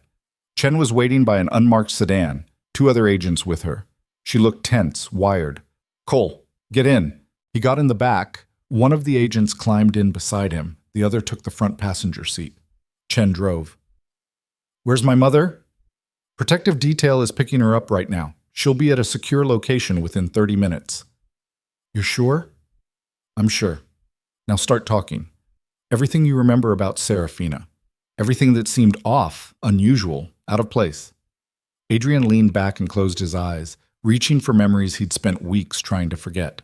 She never slept more than 5 hours. Never. Even on weekends. And she'd wake up instantly. No grogginess. No transition. Like someone had flipped a switch. Chen was recording, the agent beside him taking notes. She could read people. Not just body language, but deeper. She'd know what someone was going to say before they said it. I thought it was intuition. Now I think it was training. What else? Money. She had access to cash I never saw in any bank statements. Not huge amounts. Nothing that would raise flags, but always available. A few hundred here, 1,000 there. I asked her about it once and she said it was from selling art at the gallery. But I checked. The gallery didn't do cash transactions. Did she have any regular contacts, phone calls at specific times? Tuesday nights, 10 p.m. She'd go into the bedroom, close the door, said it was her therapist. But I never saw a therapist bill. Never saw her schedule appointments. The agent beside him was writing furiously. Chen kept her eyes on the road, weaving through traffic. What about visitors? Anyone come to the apartment? Never. No one. In 4 years, not a single visitor. She said she was private, liked to keep work and home separate. But who lives like that? Who goes 4 years without a single friend stopping by? Operational security, Chen muttered. She was keeping her worlds completely separate. Smart. They pulled into an underground garage, fluorescent lights flickering overhead. Chen parked next to an elevator marked Authorized Personnel Only. Upstairs. We have a secure room set up. We're going to debrief you properly. Get everything on record. This might take hours. I don't care how long it takes. They rode the elevator to the 7th floor. Windowless corridors, locked doors requiring keycards, the institutional smell of government buildings everywhere. Chen led him to a conference room with a table, recording equipment, and a two-way mirror. Sit. Water? Yeah. She poured him a glass from a pitcher on the table, then sat across from him. The two other agents positioned themselves near the door. This is an official statement. Everything you say will be recorded and may be used in criminal proceedings against Seraphina Moretti, Varelli, and associated members of the Moretti and Varelli crime families. Do you understand? I understand. State your full name for the record. Adrian Michael Cole. And you were married to Seraphina Moretti from June 2019 to July 2023. Is that correct? Yes. During that time, were you aware of her family connections or criminal affiliations? No, she used the name Sarah Vincent. She told me her parents were dead. Everything about her past was a fabrication. Chen leaned forward. But you saw things, patterns, behaviors that, in retrospect, indicate her true background. I need you to detail everything, chronologically if possible. Adrian started talking. He talked about the first time he'd noticed she never flinched at violence on TV, never looked away from footage that made him uncomfortable. How she'd watched a documentary about cartel executions with the same detached interest someone might show a cooking show. He talked about her hands, how they were soft but strong, how she could open jars he struggled with, how once when someone had grabbed her arm in a crowded bar, she'd twisted out of the grip so fast and so efficiently that the guy had yelped in pain before even realizing what happened. He talked about languages, how she'd muttered in Italian when she thought he was asleep, how she'd answered a wrong number call in flawless Spanish and carried on a conversation before hanging up and telling him it was a telemarketer. He talked about the scars, small ones, faded but there, one on her shoulder blade, one on her hip, one behind her left ear, hidden by hair. She'd said they were from childhood accidents, but they were too precise, too clean. Hours passed. The water pitcher was refilled twice.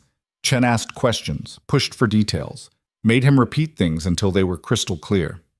Did she ever mention names? Family members? Business associates? Anyone from her real life? Never directly. But once, Adrian paused, the memory surfacing.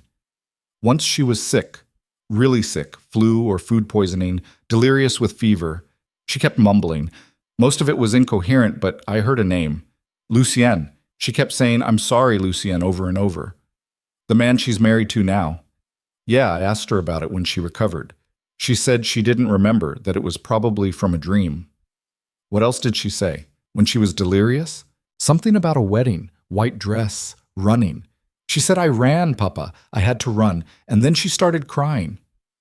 I'd never seen her cry before. Not once in 4 years. But that night, she sobbed like her heart was breaking. Chen and the other agents exchanged glances. That's good. That establishes awareness of the arranged marriage, consciousness of guilt for abandoning it. What else?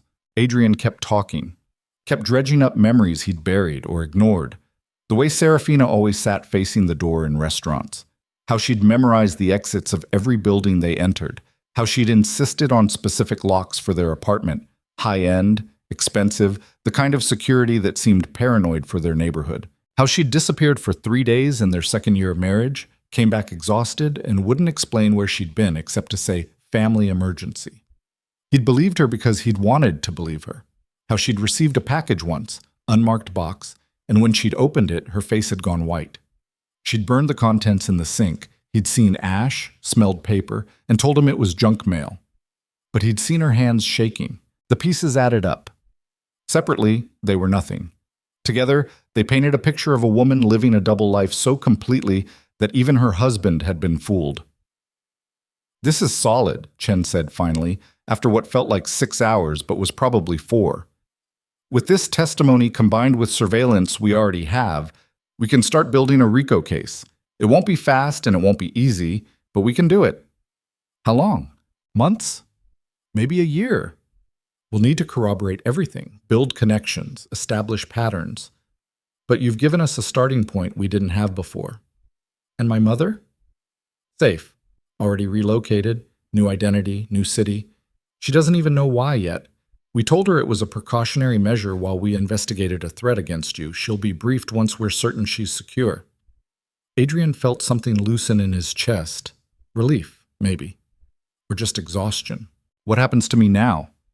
Witness protection. New name, new city, new life. You'll be monitored until the trial, and you'll need to testify when the time comes, but otherwise you disappear. Where? We don't tell you that until we move you. Operational security? The less you know now, the less you can accidentally reveal if they find you before we extract you. When does that happen? Tonight? We've got a safe house ready. You'll stay there while we process everything. Then we move you to your permanent location. Chen stood. Get some rest. You've got a long road ahead. One of the agents showed Adrian to a small room down the hall. Bed, bathroom, no windows. He collapsed onto the mattress fully clothed and was asleep in seconds. He dreamed of Seraphina. White dress, blood on her hands, running through corridors that never ended.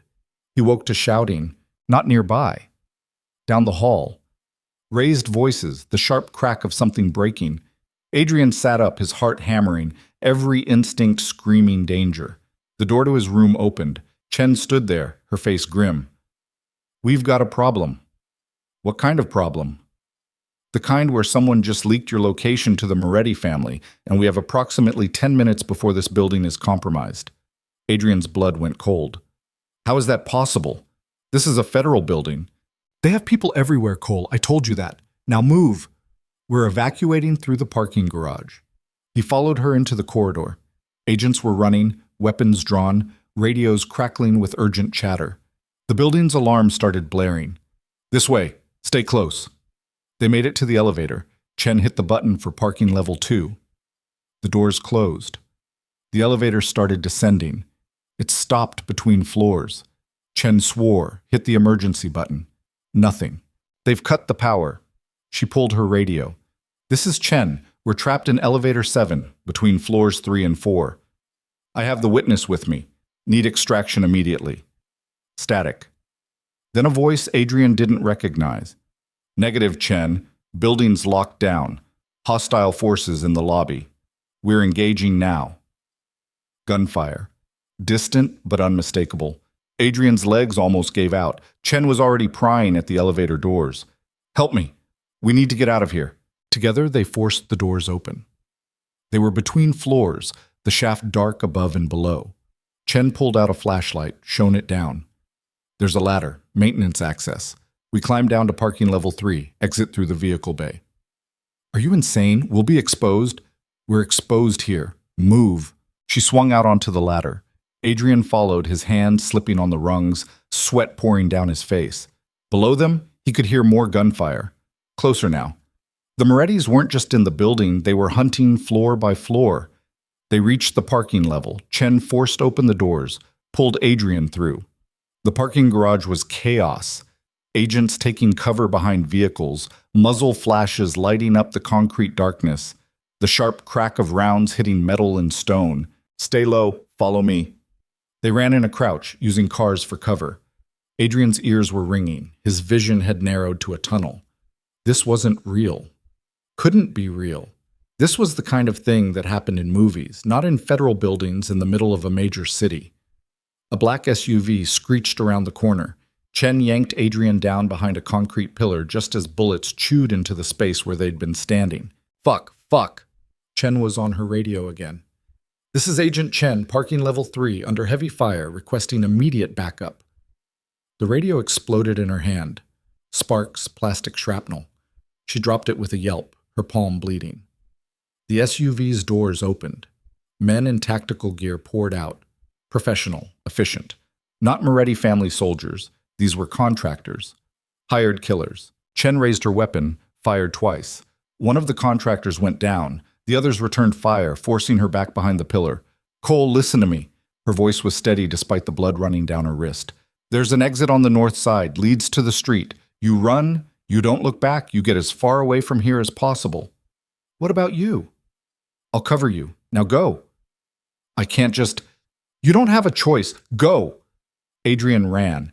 He ran through the parking garage, through the sound of gunfire and shouting, through his own terror. He found the exit, a metal door marked emergency only, and slammed through it. Alley, dark, rain starting to fall. He kept running, slipping on wet pavement, his lungs burning. Behind him, an explosion. The building shook. Car alarms started wailing. Adrian didn't look back. He ran for 6 blocks before his legs gave out, collapsed in a doorway, gasping, his whole body shaking, pulled out his phone with trembling hands. The screen was cracked, must have happened in the chaos, but it still worked. He pulled up Chen's number, called it. No answer, just ringing. Then voicemail. He tried again, same result. She was dead, had to be. No way she survived that, which meant he was alone, completely alone. No protection, no backup, no plan. His phone rang. Unknown number. He answered, knowing already who it would be. Hello, Adrian. Seraphina's voice was calm, almost gentle. You've had quite an evening. You attacked a federal building. Do you have any idea what you've just done? I've eliminated a threat to my family. The FBI will investigate, of course. They'll find evidence of a terrorist cell. Radical extremists targeting government facilities. Very tragic, but nothing that points back to us. Chen had my testimony.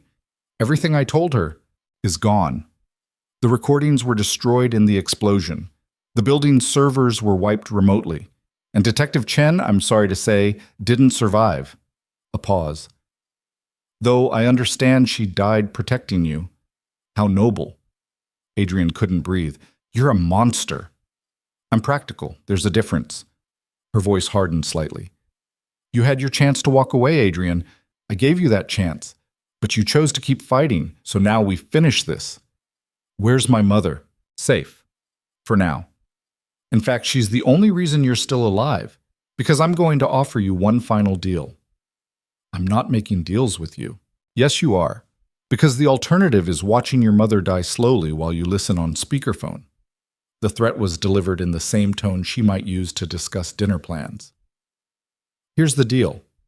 You come to me, tonight, alone.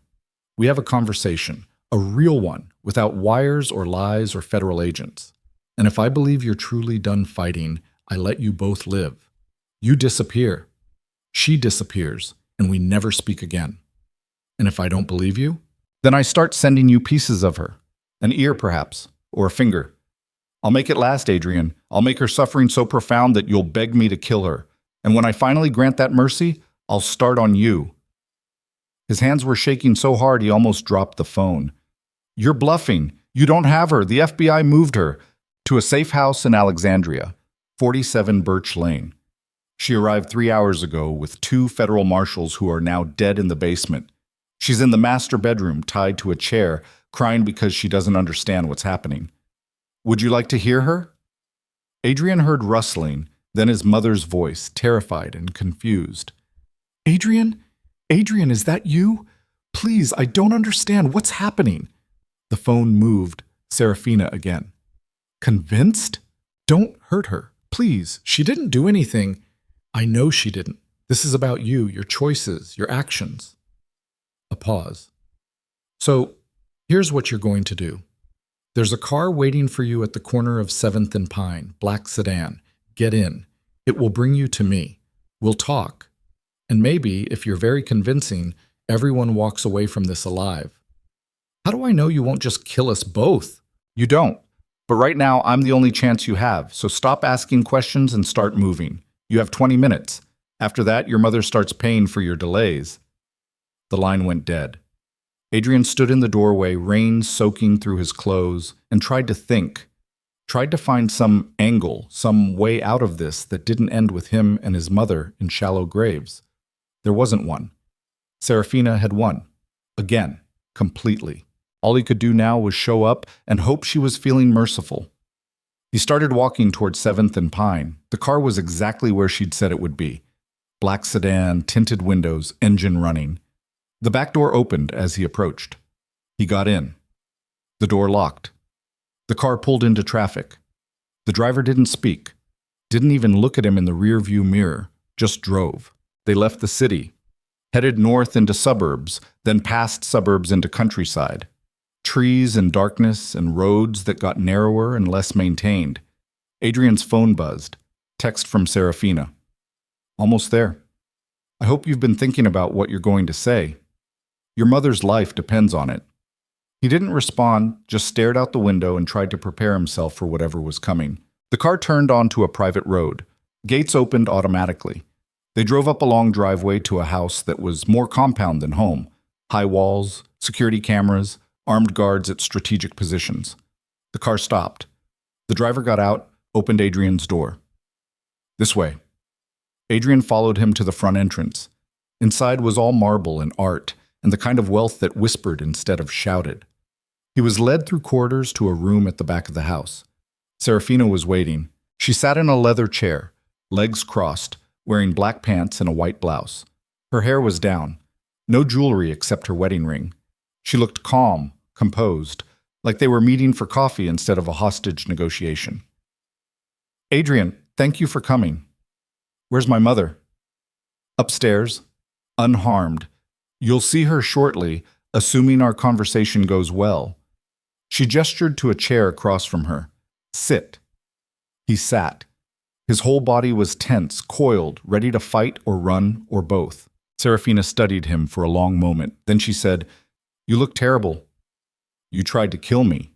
Multiple times. I tried to eliminate a threat. You made it personal. You destroyed my life first. You destroyed your own life when you betrayed me. Her voice was cold. Everything that's happened since has been consequences, cause and effect. You seem to struggle with that concept. What do you want from me, Seraphina? Why bring me here instead of just killing me? She leaned forward slightly. Because, despite everything, I need to understand something. Why? Why keep fighting when you had nothing to gain and everything to lose? Why not just disappear when I gave you the chance? Adrian met her eyes, saw something there he hadn't expected. Genuine confusion, like she really couldn't comprehend why someone would choose principle over survival. Because you took everything from me. My job, my home, my reputation. You humiliated me, and I wanted you to pay for that. So this was revenge. Simple as that. Not simple, but yes. Even though revenge meant risking your mother's life, your own life, I didn't think... He stopped. I thought Chen could protect us. Detective Chen is dead. Her team is scattered. The investigation into my family will stall and die like every investigation before it. You accomplished nothing except proving how powerless you really are. She stood, walked to the window, looked out at darkness. Do you know what the saddest part is? I actually felt sorry for you. When I saw you at the gala, broken and pathetic, part of me pitied you. But then you kept pushing, kept trying to hurt me. And pity turned to irritation. Irritation turned to anger. And now here we are. Are you going to kill me? I haven't decided yet. She turned to face him. That depends on what you do next. I'll disappear. I'll take my mother and we'll leave the country. You'll never hear from either of us again. That's not enough anymore. Not after the federal building, not after Chen. You've cost me resources, exposed vulnerabilities, forced me to take actions I'd rather have avoided. Her eyes were hard. So here's what's actually going to happen. You're going to record a video confession. You're going to admit that you've been stalking me since our divorce, that you attacked the federal building yourself in an attempt to frame my family, that Detective Chen died trying to stop you, that you're mentally unstable, dangerous, and everything you've said about me and my family is the delusion of a scorned ex-husband who couldn't accept rejection. No one will believe that. They will when the evidence supports it, which it will. We're very good at constructing narratives. She pulled out her phone, started recording. So make your choice, Adrian. Record the confession, discredit yourself completely, and live. Or refuse. And watch your mother die before I kill you too. He stared at the phone, at her face behind it, calm, certain, in complete control. This was it. The final move. The checkmate he'd been hurtling towards since the moment he'd stepped into that coffee shop with Detective Chen. He could refuse, could go down fighting, could maintain his integrity even as they killed him. Or he could surrender, could lie, could destroy his own credibility to save his mother's life. Not really a choice at all. Adrian took a breath, looked into the camera, and started speaking. My name is Adrian Cole. I'm recording this confession of my own free will to admit that everything I've said about Seraphina Moretti and her family has been a lie. He kept talking, kept reciting the script Seraphina fed him, word for word, kept destroying himself piece by piece until there was nothing left but the image of a deranged stalker who'd tried to destroy an innocent woman because she dared to leave him. When he finished, Seraphina stopped recording. Good. That was very convincing. She saved the video, put her phone away. The FBI will receive an anonymous tip about your whereabouts in approximately 6 hours. They'll find you in a hotel room with evidence of your crimes, manifestos, surveillance photos, bomb-making materials. You'll be arrested, tried, and convicted. You'll spend the rest of your life in prison as the man who attacked a federal building and killed a decorated FBI agent. You said we'd live. You said if I confessed, I said you'd live. And you will. In a cell. For the next 40 years. She smiled. Did you really think I'd let you walk away after everything you've done? After you tried to destroy me? Adrian lunged at her. Got maybe 2 steps before guards appeared from nowhere, slamming him to the ground. His face hit marble. He tasted blood. Seraphina crouched beside him, her voice soft in his ear. You should have taken the first deal, Adrian. You should have disappeared when you had the chance. But you wanted to be the hero. You wanted to bring me down. And now you're going to spend the rest of your life knowing that you lost. Completely. Absolutely. Forever. She stood, gestured to the guards. Take him to the van and bring his mother down. Let them say goodbye before we turn them both over to the authorities. Both? Adrian's voice was muffled against the floor. You said... I said I'd let her live, and I will, but she'll need to explain how she ended up tied to a chair in a safe house with 2 dead federal marshals in her basement. That's going to be a difficult conversation, don't you think? She didn't do anything. Neither did I. But we both know that doesn't matter when the evidence says otherwise.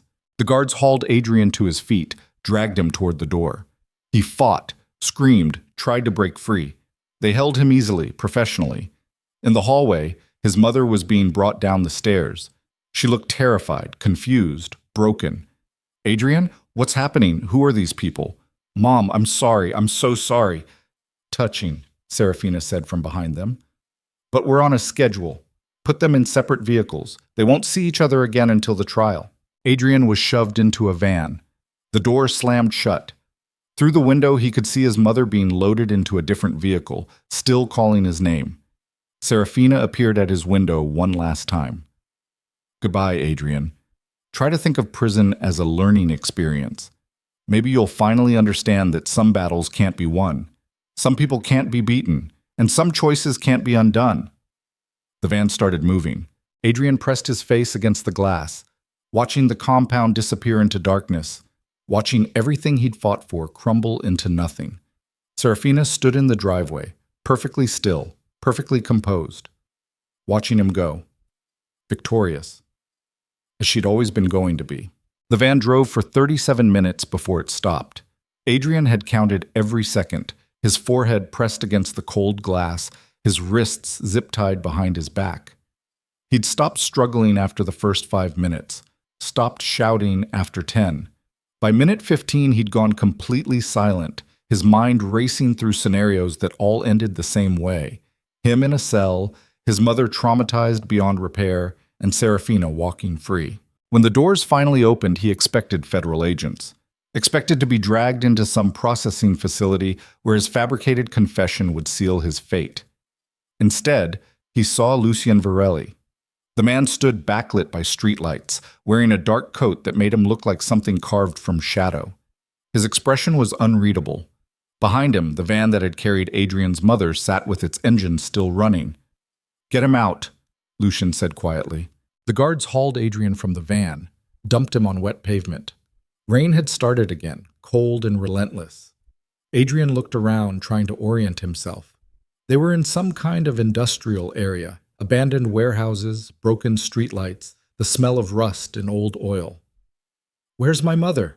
Lucien gestured. The other van's doors opened. Adrian's mother stumbled out, supported by 2 different guards. She looked pale, shaken, but alive. When she saw Adrian, she started crying. "Adrian, please, I don't understand what's happening. Mom, just stay calm. It's going to be okay." "Is it?" Lucien's voice cut through the rain like a blade. He walked toward Adrian, his hands in his coat pockets, his movements deliberate. "Because from where I'm standing, nothing about this is okay." Adrian tried to stand. One of the guards kicked his legs out from under him. He went down hard on his knees, concrete biting through his pants.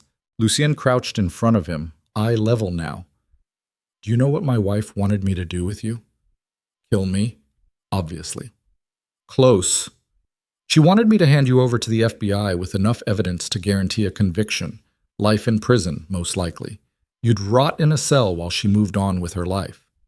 Lucien tilted his head. "But I have a different opinion." "Which is?" "That you've been punished enough. That destroying a man completely serves no purpose except satisfying ego." He glanced at Adrian's mother, still crying quietly between the guards. "And that your mother doesn't deserve to suffer for your mistakes." Adrian's heart was hammering. "I don't understand." "I know you don't, but you will." Lucien stood, walked back toward his own car. "Here's what's going to happen. You and your mother are going to get in that van." He gestured to a third vehicle Adrian hadn't noticed, parked in the shadows. "And my people are going to drive you to the Canadian border. You'll cross tonight. Tomorrow morning, you'll board a flight to somewhere far away. Europe, Asia, South America. I don't care. But you'll disappear, completely. You'll never come back to this country. You'll never contact anyone from your old life. You'll never speak your real names again." "Why?" Adrian's voice was hoarse. "Why would you do this?" "Because my wife is brilliant and ruthless and absolutely right about 99% of things. But this," Lucien turned back, his eyes hard, "this is the 1% where she's wrong. You're not a threat anymore. You're broken. And breaking you further serves no one. Seraphina will be furious when she finds out. But she'll get over it. Because I'm going to tell her the truth. That I let you go not as an act of mercy, but as a demonstration of strength. That we're powerful enough to destroy you and generous enough not to. That letting you live in exile is a better message than killing you or imprisoning you." He paused. "She won't like it, but she'll understand it." Adrian's throat was tight. "I don't know what to say." "Don't say anything, just listen." Lucien's voice dropped, went quiet and dangerous. "This is the only chance you're going to get. If you ever come back, if you ever try to contact Seraphina or anyone connected to our families, if you ever speak about what happened here, I will find you. And I will kill you so slowly that you'll beg for death long before I grant it. Do you understand?" "Yes." "Say it." "I understand. I'll disappear. I'll never come back." "Good." Lucien gestured to the guards. "Cut him loose. Both of them." The zip ties came off. Adrian rubbed his wrists, feeling blood flow back into his hands. One of the guards helped his mother over to him. She collapsed against his chest, still crying. "It's okay, Mom. It's going to be okay." "I don't understand what's happening. I'll explain everything later. Right now, we just need to go." Lucien walked to the third van, opened the back doors. "There's money inside, cash, $50,000. Passports, fake, but good quality. Clothes, phones with untraceable SIM cards. Everything you need to start over." Adrian stared at him. "Why are you doing this?" For the first time, Lucien's expression softened slightly. "Because 6 years ago, the woman I was supposed to marry ran away. She chose freedom over duty, love over power, and I spent 6 years angry about that choice. Bitter, convinced she'd made a mistake." He paused. "But when she came back, when she finally agreed to marry me, I realized something. She hadn't made a mistake. She'd done exactly what she needed to do. She'd lived. She'd loved. She'd learned who she really was. And when she came back to me, it wasn't because she had to. It was because she chose to." "I don't see what that has to do with—" "It has everything to do with this. Because you gave her that. You gave her 4 years of being someone else, of experiencing a life outside the one she was born into. And when that life fell apart, when you betrayed her, you gave her clarity. You showed her that the world out there wasn't the fairy tale she'd imagined, that love without power is just vulnerability, that she belonged here, with me, in this life." Lucien's eyes were intense. "So in a twisted way, I owe you. You broke her heart, and in breaking it, you sent her back to me. Not as a frightened girl running from an arranged marriage, but as a woman who'd chosen her path." Adrian didn't know what to say. The rain kept falling. His mother shivered against him. "Go," Lucien said quietly, "before I change my mind. Before Seraphina finds out and overrides this decision. You have maybe 2 hours before she realizes you're not where you're supposed to be. Don't waste them." Adrian helped his mother into the van, climbed in after her. The doors closed. The engine started. Through the window, he saw Lucien standing in the rain, watching them leave. The man raised one hand. Not quite a wave, not quite a salute. Just acknowledgement. Then the van turned a corner, and Lucien Etienne disappeared. Adrian sat back, his mother clutching his arm, and tried to process what had just happened. He'd been given his life back. Not the life he'd had, that was gone forever, but a life. A chance to start over. All he had to do was disappear. The drive to the border took 4 hours. His mother fell asleep against his shoulder, exhausted from trauma and confusion. Adrian stayed awake, staring out the window, watching America disappear behind them. The crossing was easier than it should have been. The fake passports worked perfectly. The border agent barely glanced at them before waving them through. On the Canadian side, the van drove to a small airport. Private terminal. A plane waiting. The driver, who hadn't spoken the entire trip, finally turned around. Destination? Adrian thought about it. Somewhere far. Somewhere they'd never be found. Buenos Aires. The driver nodded. Made a call. 30 minutes later, Adrian and his mother were on a plane heading south. His mother woke up as they reached cruising altitude. She looked around, confused, frightened. "Adrian, where are we? What's happening?" He took her hand. "I need to tell you something, and you need to listen to the whole story before you say anything, okay? You're scaring me." "I know, but I need you to trust me." He told her everything. Started with meeting Seraphina in college. The lies, the marriage, the betrayal. His own betrayal first, then hers. The revelation of who she really was. The gala, the humiliation, the systematic destruction of his life. Detective Chen, the federal building, the attack. Seraphina's final trap, the confession.